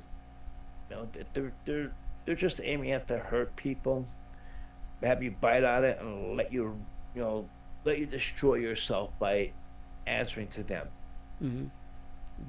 I'm always telling the kids, hurt people hurt other people. Yes, they do. Yes, that's the truth. And number 4, when to block, mute, or disengage, and why that's okay. Block when boundaries are crossed, like harassment, name calling, or constant negativity. Protect yourself. Mute to maintain peace. Avoid the drama without creating more of it. Disengage from circular arguments. If it's going nowhere, let it go. You're not weak for walking away, you're wise. Again, you're trying to protect yourself, because it's like I have to tell the athletes at school all the time. Why you go and get into an argument which can lead into a fight with somebody that's not doing anything, or here we got a big game and we need you to be 100%, but you get in a fight, either you get suspended. If you're suspended, you can't play, so you hurt the team. Or you get into the fight and then you get hurt, which again, you hurt your team. Sometimes if you have more to lose, it's better to walk away and not deal with someone that has little or nothing to lose, because again, they have little or nothing to lose. So sometimes it's just better to walk away. And online presence is part of your business. Curate it like it's a set list. Yes. Yeah. I'm thinking about what you were saying before about your brand and stuff like that. Going back when I first started DJing it, I go by djmikiemike, IE, and start building up, because I was doing a lot of bars at that point in time, and I started building up a nice reputation, people coming to see me. And then all of a sudden, this other Mikie came out. I'm like, wait, what's going on here? But he spelled it EY. And his demeanor and his personality were totally opposite of mine. So I had people come up to me and say, well, man, I heard you're down, just say the Marine Corps Club last weekend. People said, yeah, you were a really jerk that night. I'm like, well, I wasn't there. Yeah, Mike was there. I said, oh, that wasn't me. So then I would call up the manager. I said, who played last night? DJ Mikey Mike. I said, no, I didn't play there. No. It's another DJ Mikey Mike. So even though, okay, you're the HitmanDDub, there might be another HitmanDDub out there.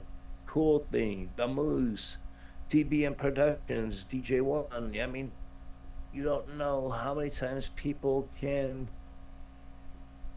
take and copy your name, just change the letter around instead of like Mikey Mike.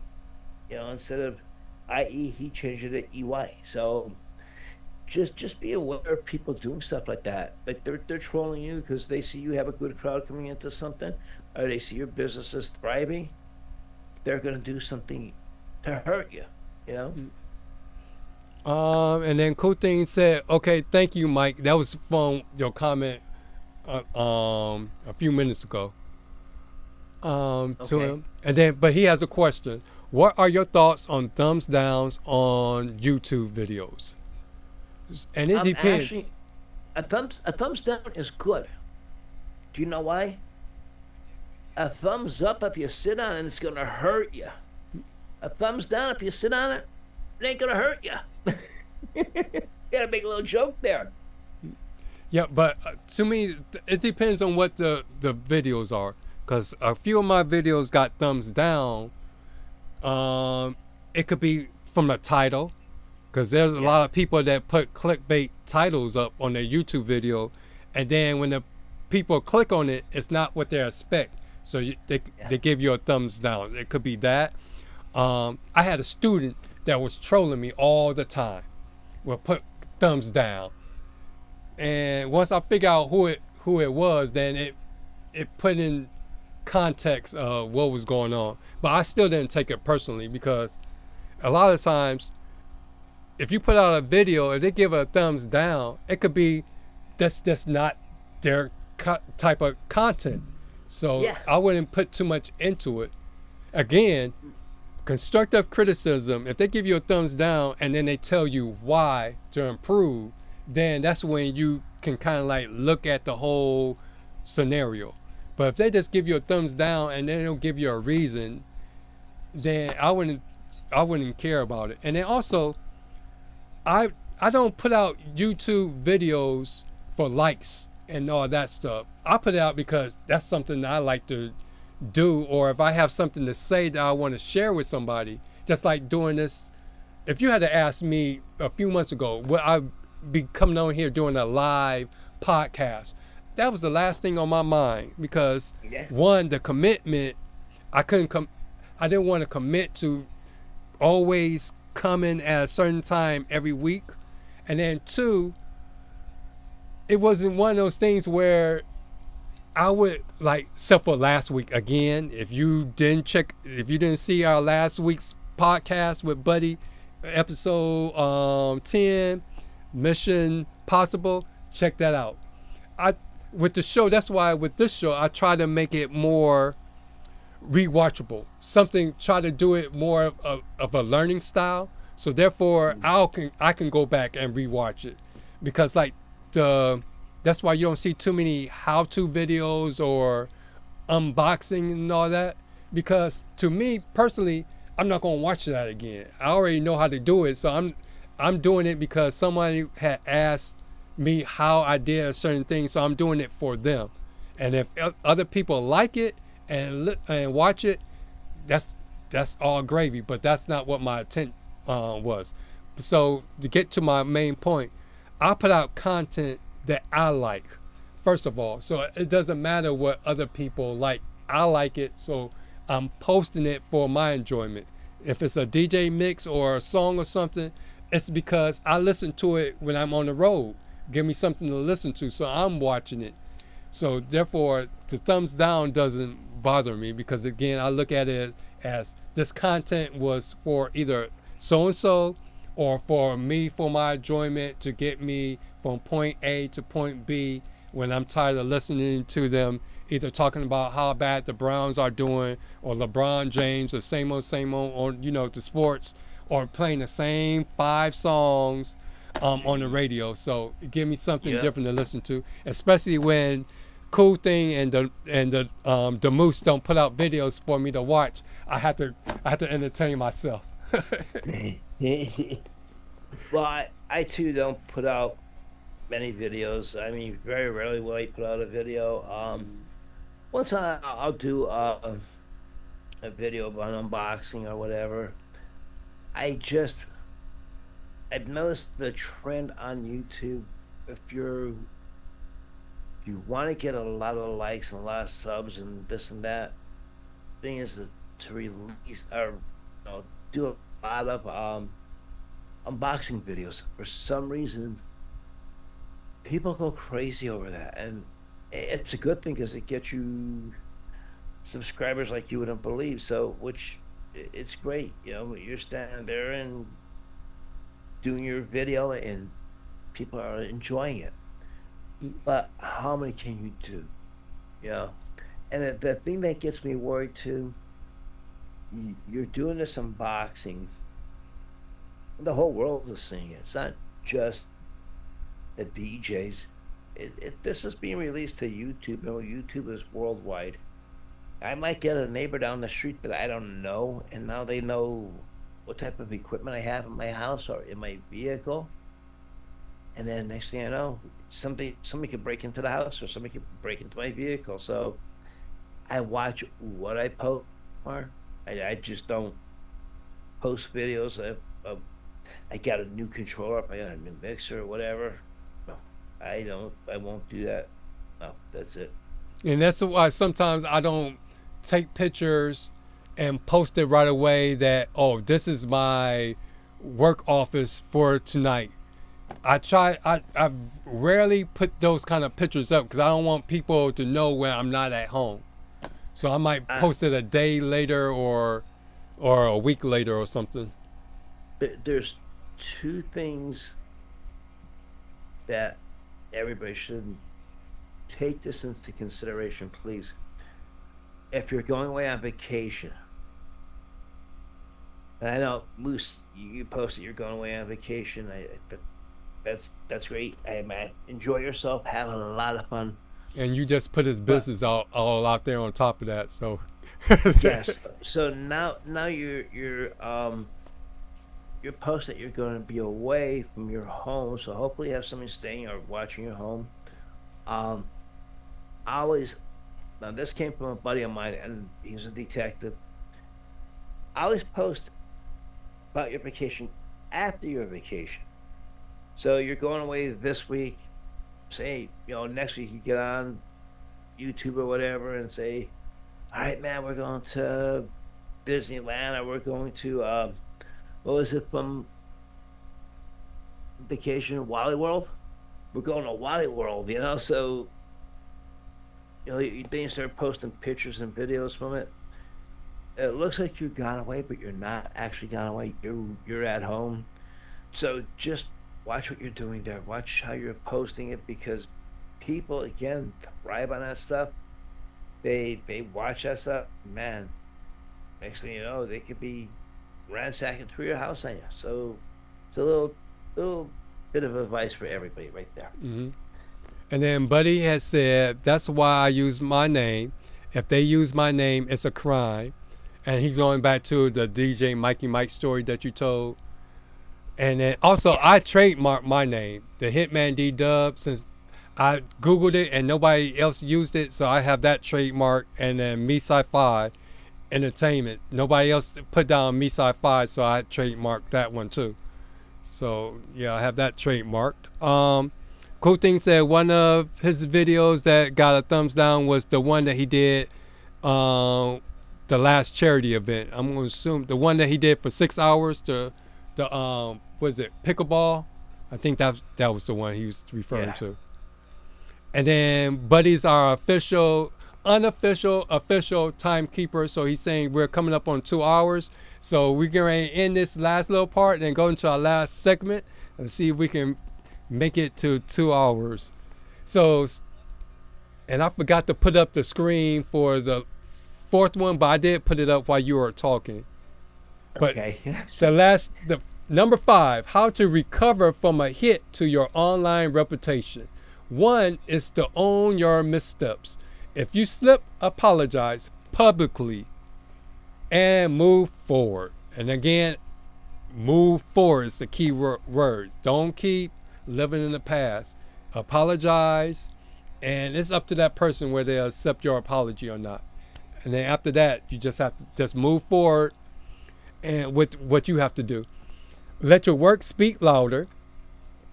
Post your wins, client testimonials, and good reviews. And again, if you post your wins and someone still wanna be negative and talk down to you, sometimes it's best to turn those comment sections off. And I think you could turn off the thumbs down and all that on YouTube. So there's like little steps that you can do or when you go live, just be conscious of not to read the chat.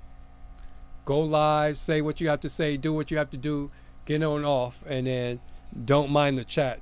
And then if you turn everything off, then that won't tempt people to even leave a comment or a thumbs down or whatnot on your video. But to me, thumbs down, going back to the video, thumbs down to me, whether it's a thumbs up, thumbs down, good comment, bad comment, it doesn't matter because YouTube sees all the comments the same. So therefore it's engagement, whether it's good, bad, or indifferent. So to me, that's how I look at it. So I don't get too high on myself on the good comments and too low on myself on the bad ones. First thing I never do is I never pat myself on the back. I don't care how good I did at a gig. People come up and say, "Man, you knocked it out of the ballpark, Mike. You really hit a home run. I mean, you hit a grand slam. You had people dancing from the beginning of the night to the end of the night." It's what I'm hired to do. But then there's crowds that don't dance. So no matter what kind of music you play, they ain't gonna dance. You'll still have people come up and say, "Man, you did a great job. There's songs I heard that I didn't hear in years." And as long as you got the people, they may be sitting all night long, but their heads are going, they're going to the beat of the music. You got them. They're yours to keep. So just keep that positive flow going. Don't let nobody, by their comments, ruin what you have built up to be your business. Just be. Don't give in to that negativity.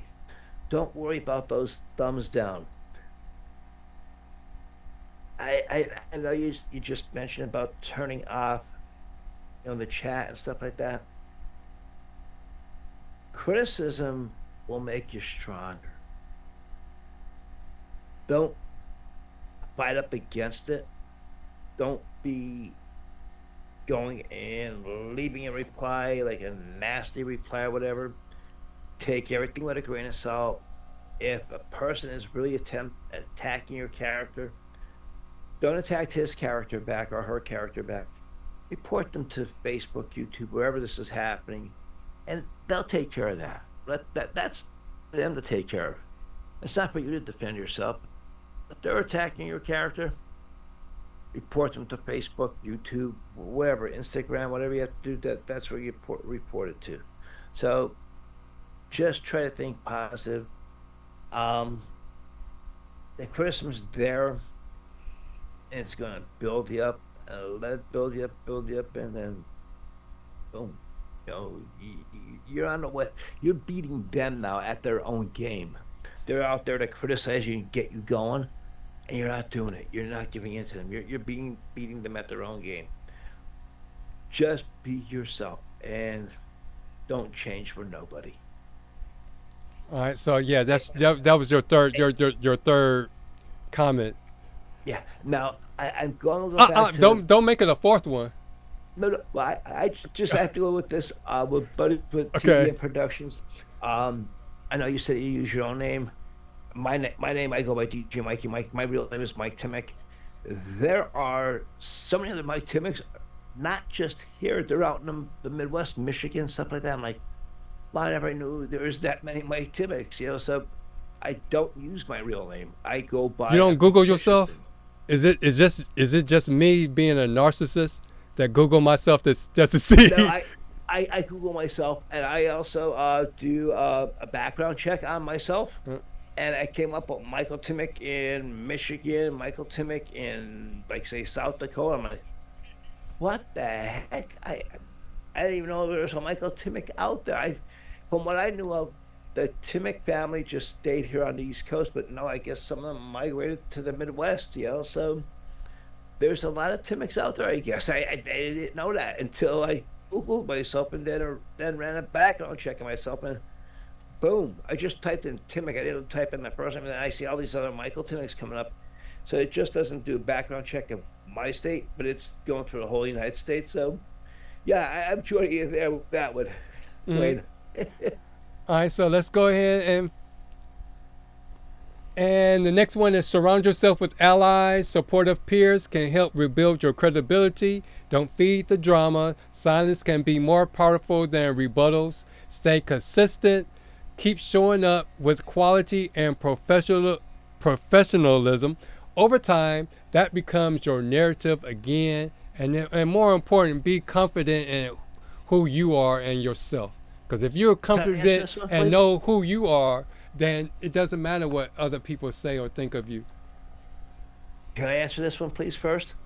Are you going to say one thing, or are you going to do the trifecta? Because this is going to be like a freight train that's going to be coming from Scranton, working its way all the way down to Philadelphia. Okay. Everything that you just laid out there, I answered already. Mm-hmm. Just listen to that and follow those guidelines, okay? How's that? Mm-hmm. All right, so we come into our closing segment, and every week we do shout outs. So I saw one person, because we've been stuck at the same subscriber count for the longest, and this week we have two new ones. We have Manos and Dewan.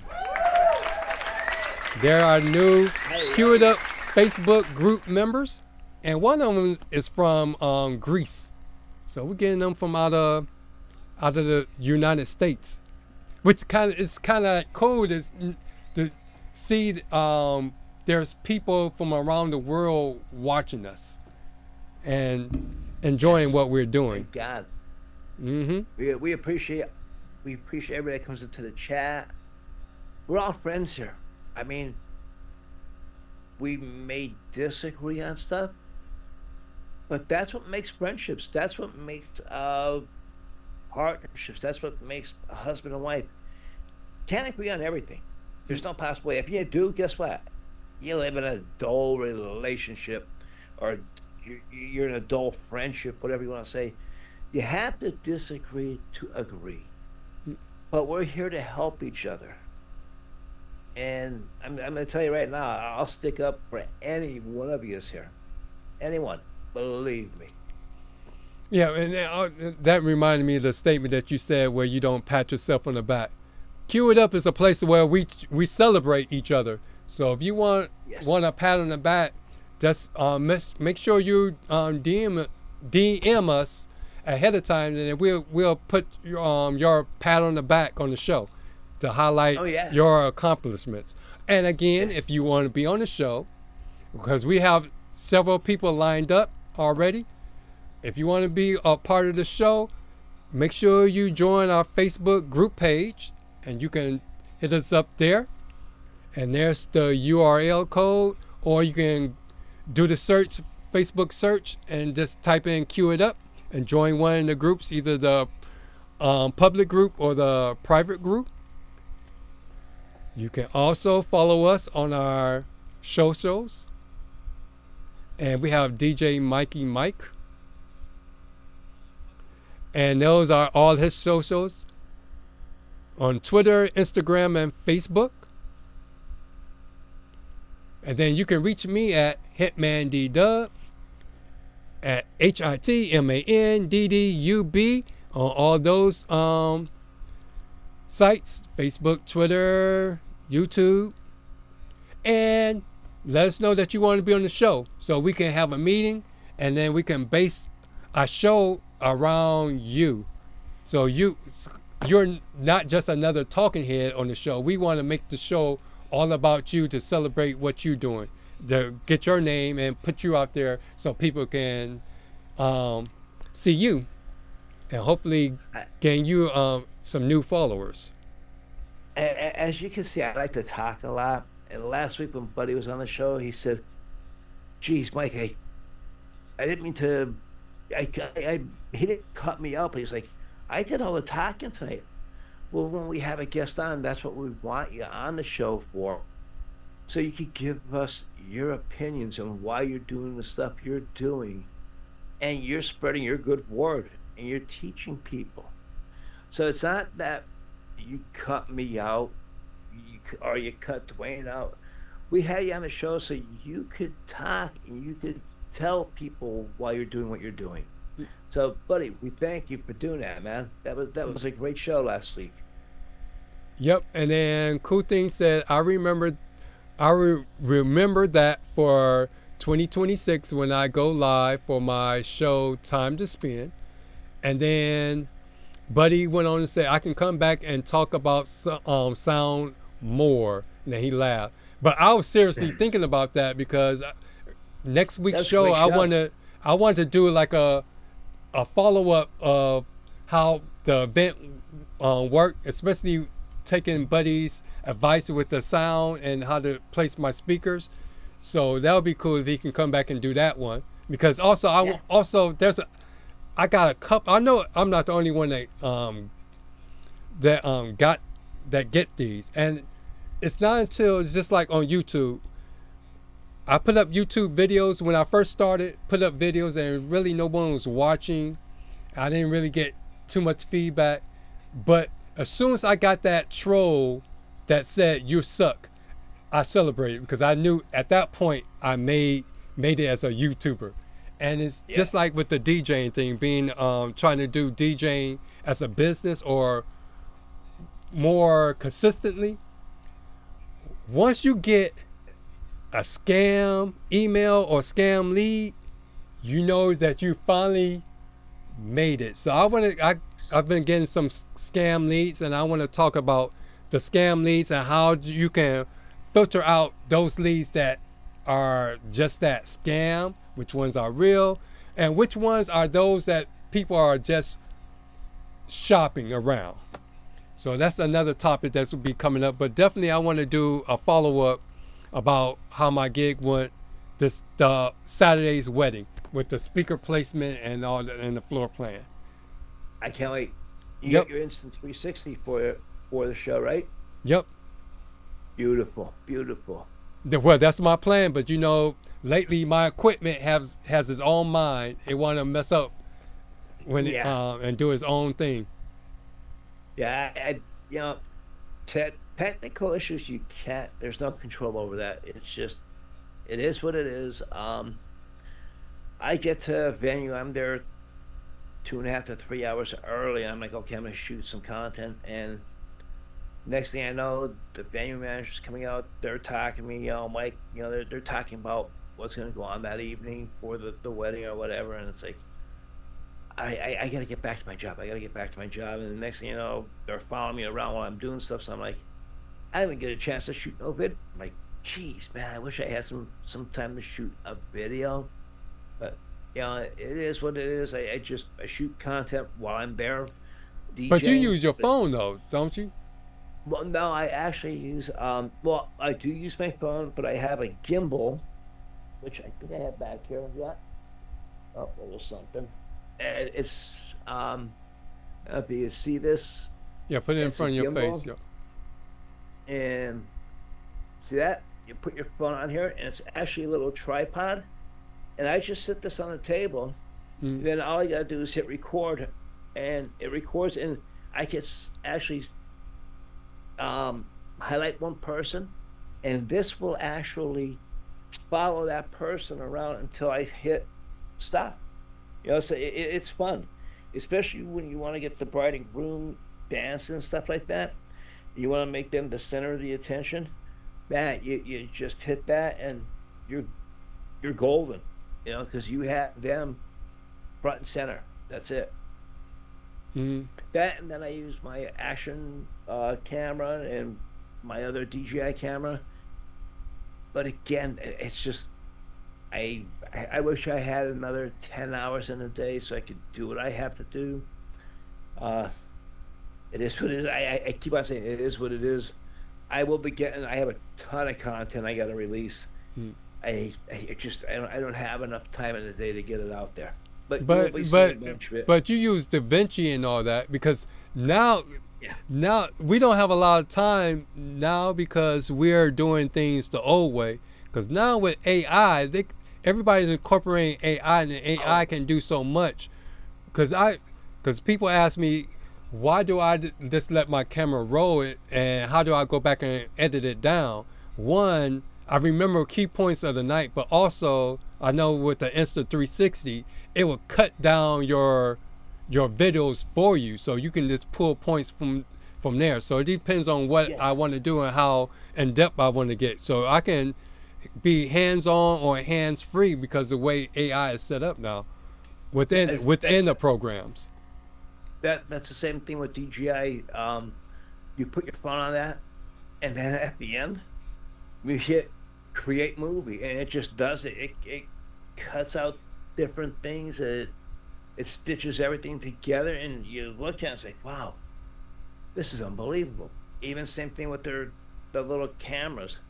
What I do, a lot of guys will just grab the camera and record, and they're walking around this way with it, or they have it on a tripod. They're walking around with it.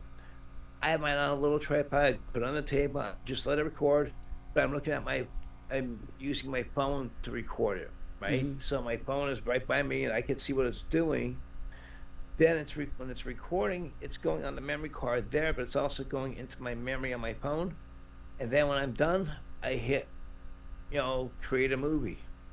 Okay, that sounds like that should be a upcoming episode after we do the follow up, and then the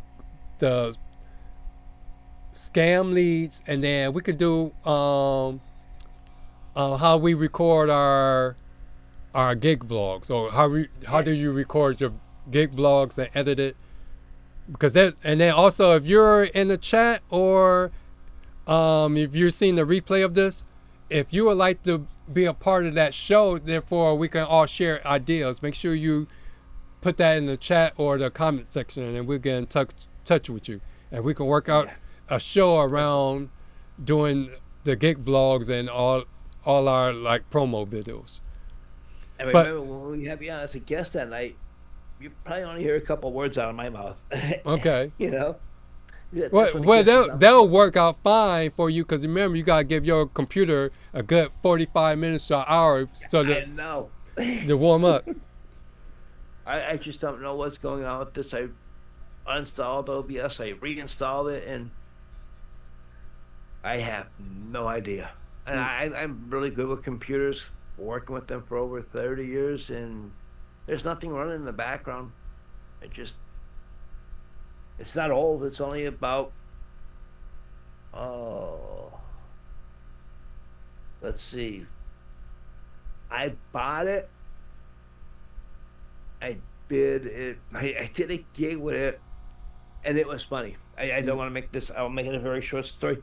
They were talking about COVID being around, and I didn't know about COVID. You know, I went down to Wegmans to buy paper towels and toilet paper, and there's nothing on the shelf. And I asked the lady, I said, is the shipment coming in? And where's it at? And they said, don't you know about COVID? I'm like, no, what's about COVID? What is COVID? And they told me about it. I'm like, oh, I didn't know about it. I guess I was out in the woods somewhere, you know? So that evening I had a gig at a local VFW.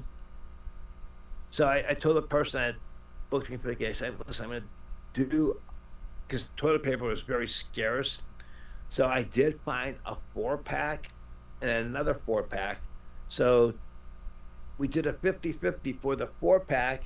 And then the next one, we did a 50-50 for each roll in the 4-pack. I think we raised like $600 that night for toilet paper. You know, it was hilarious. But then right after that, we were shut down. So I didn't gig or nothing with this computer gig. And then I did maybe about 6 gigs after we reopened. And I said, that's it, I'm going right over to Mac. And I never looked back. I always had a Mac anyhow, but I just used Mac for DJing completely. All right. And speaking about videos, we have, and again, we're throughout this whole but episode, we've been talking about the DJ community and us being a community that helps one another and supports one another. And we have our own community called the DJ Collective Network. And before we get into that, the views and opinions expressed during the DJ Collective Network primetime shows are those of the individual hosts and guests of that show. They do not necessarily reflect the views or official stance of the different shows of the DJ Collective Network as a whole, its affiliates, or production partners. Viewers and listeners' discretion is advised. So we call ourselves the DJ Collective Network. They are originated from Buddy and the DJ Roundtable, and then some of us ventured off and started our own little podcast throughout the week. And so since we didn't have an official name, just like you have the DJ News TV channel, I'm just calling it the DJ Collective Network, where it's one culture, many voices. Welcome to your primetime DJ lineup, a weekly schedule of live stream shows built for DJs, by DJs. Whether you're just starting out or scaling your business, we've got the knowledge, the stories, and inspiration to help you level up. On Mondays at 9 o'clock Eastern Standard Time on YouTube. For every DJ chasing dreams, no matter the odds, it's your time to spin with DJ Cool Thing.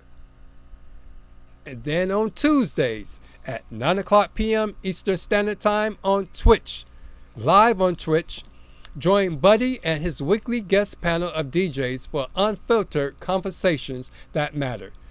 It's the DJ Roundtable with Buddy from TBM Productions, real DJs, real stories, real lessons, all at the round table. And then if you missed the live broadcast on Twitch, he does the rebroadcast on YouTube at 12 o'clock on his channel at TBM Productions DJ1.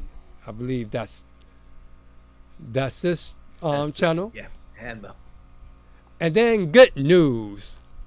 We got news or confirmation on Tuesday that DJ Night Owl Sean will be having a new video drop next Wednesday. So Wednesday at 7 o'clock p.m. Eastern Standard Time on YouTube. It's the DJ Biz School with Sean, DJ Night Owl. It's not just about spinning tracks, it's about spinning success. Learn the business side of DJing, branding, marketing, SEO, and strategy with DJ Night Owl. And until the new video drop, you can always go back and rewatch his videos and learn how to up your game and up your online presence. And then on Thursday, we have the Cue It Up DJ podcast with me, the HitmanDDub, and DJ Mikey Mike. It's not just talk, it's real tools for real DJs of all skill levels. And then, of course, make sure to like, share, and subscribe to our channels. And we also got a company Facebook group pages, so make sure to check that out. And again, just go to the Facebook search engine and type in the name of those shows, and their Facebook group page will pop up. And again, Kevin is not DJing, but KJing, doing karaoke. And he's on the KJ Chill Room karaoke chat with Matt and Eric live on Mondays. But they do the rebroadcast of that show every Sunday at 9 o'clock. But the live show is every Monday at 7 o'clock p.m. Eastern Standard Time. And so that is our collective, DJ Collective. And before we head on out, let's take a look at the fade out message for this week. And the fade out message is, your brand is your business. So don't let trolls rent space in it for free. So make sure how you act in public, make sure to represent your brand and your business correctly. So do you have anything? Let's see what's in the chat. I think we got back. I think we got everything in the chat. So we up to date on the chat. Do you have anything, Mike, that you want to add before we head on out? The best thing I could tell you, when you go out to do a gig, common courtesy. I know we're there to do a job. We're there to DJ. Usually we're all done. We're all set up prior to guests getting there, whatever type of event we're doing. Go around, say hello to people. You know, that means the world to them.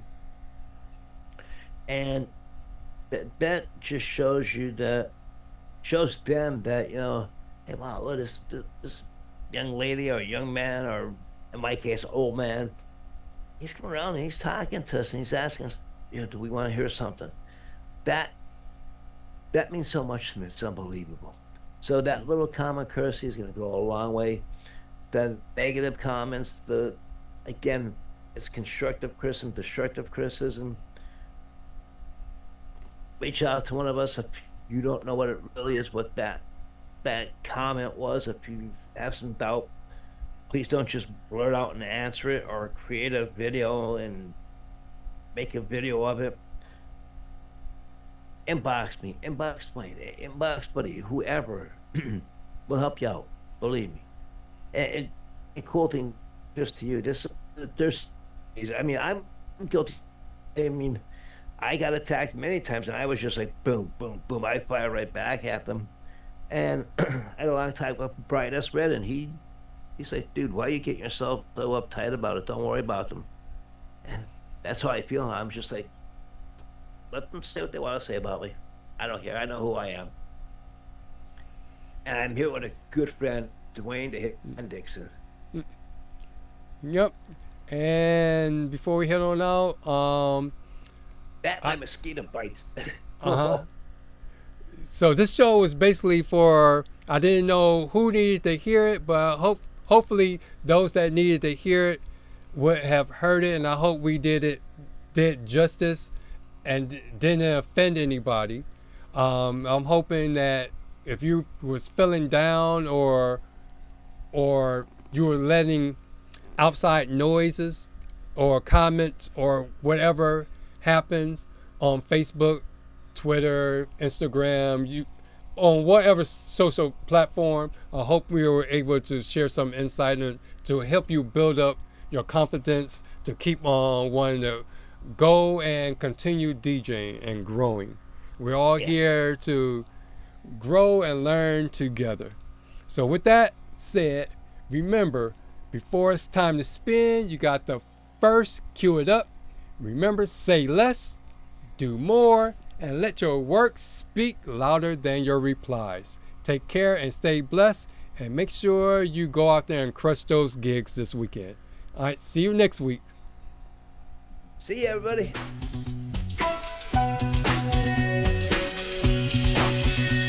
I'm my rhymes like the sun while the world still sleeps. Scouring the sights looking for new leads. Marathon gigs with no in between. Your worth is from a rear view they seen. They want a part, but I'm battling fatigue, chasing passion while my mental is still out on leave. It's an everyday hustle, so respect the DJ life. We make it look easy, but the pressure's tight. Cue up the pressure.